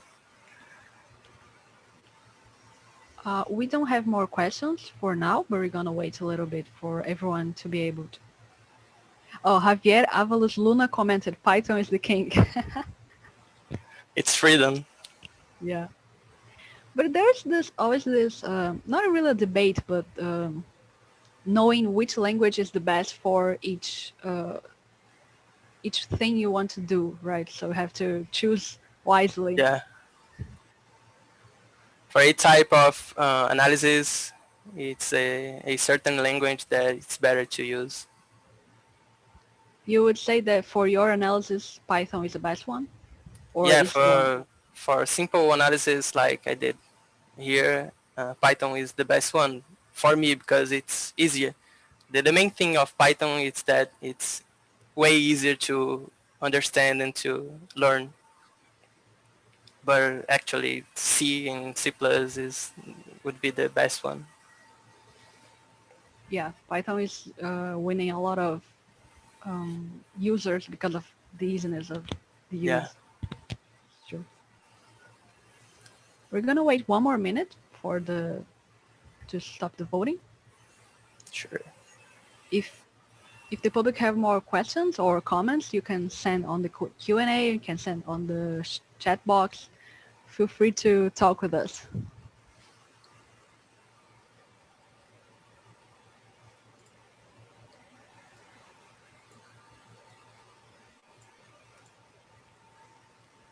Thank you very much, Thiago, again for your presentation. Thank you. Very good. Oh, Tero has a question. Where do you see other applications to Python in rock physics?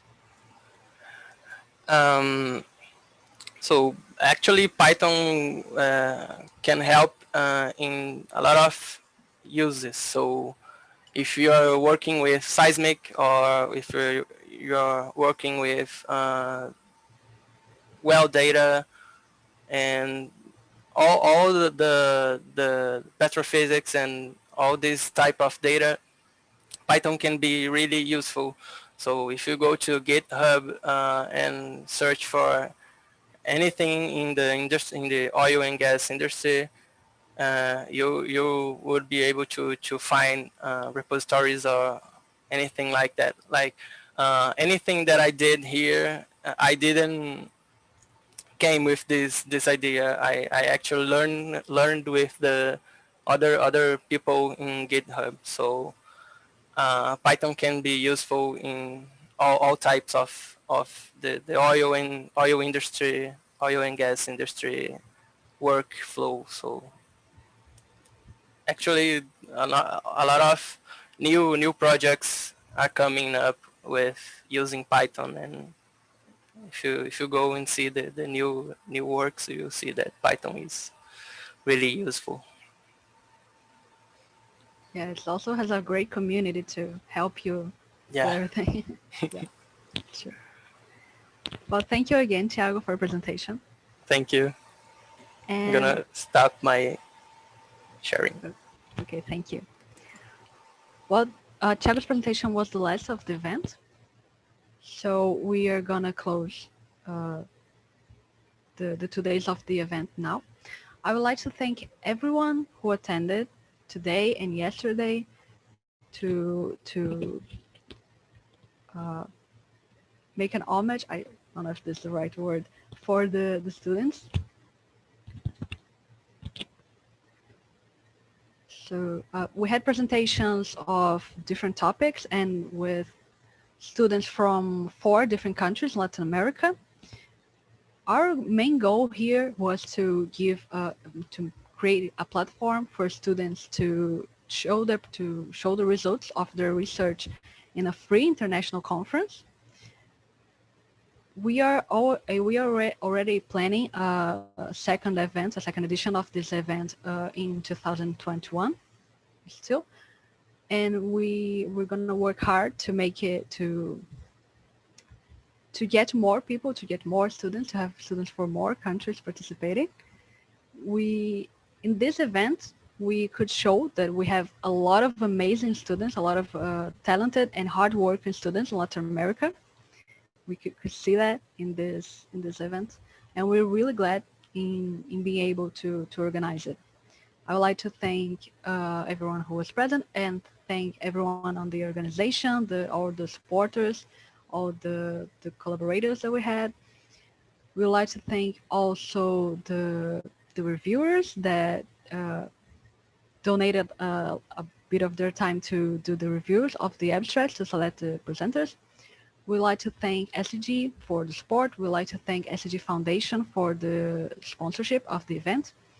And I would also like to thank and congratulate all the students that participated, that presented today and yesterday. They presented they had amazing presentations, amazing research.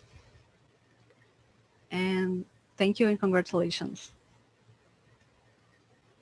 I don't know if someone else want to say a few words. If you want to let me know.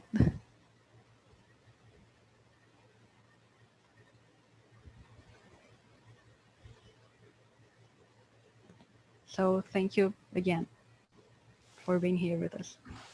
Isabella, this is Jonas. Hello. Paul Cunningham is asking in the chat, is requesting for feedback. As you mentioned, this is the first virtual student conference, and we are eager to get the feedback from everybody who participated, all the attendants, all the presenters. We would like to, I mean, this was a very good experience. As Isabella mentioned, I agree. We have very good quality presentations. The event was very successful, and but there's always room for improvement. So we would like to have feedback and maybe have some improvement for the next time around. So thank you, everybody. Congratulations. Thank you, everyone. If you want to send feedback on the event's email, you can send an email to us.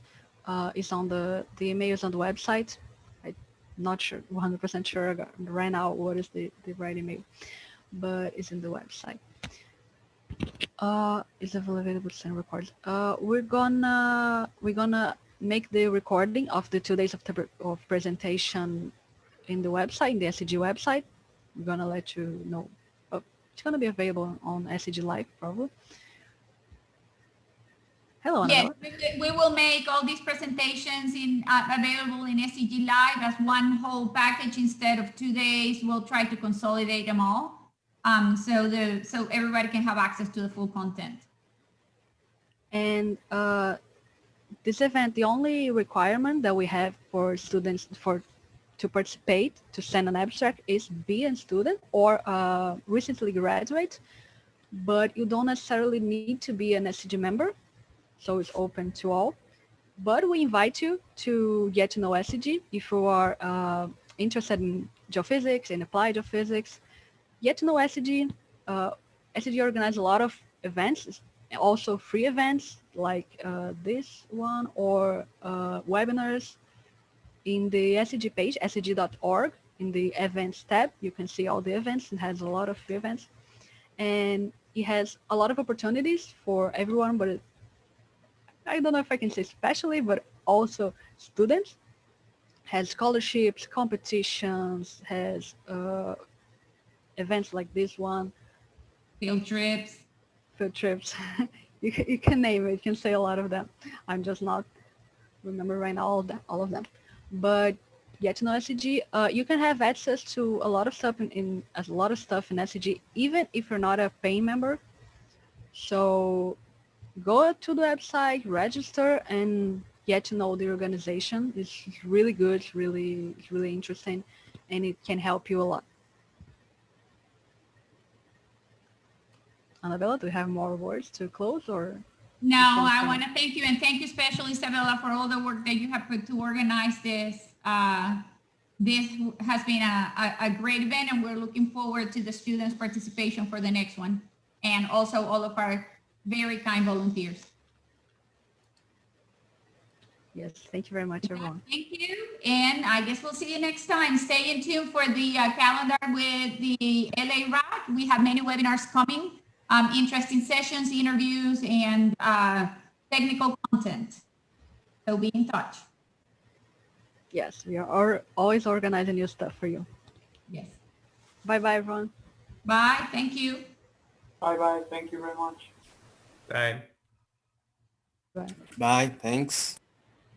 Thank you.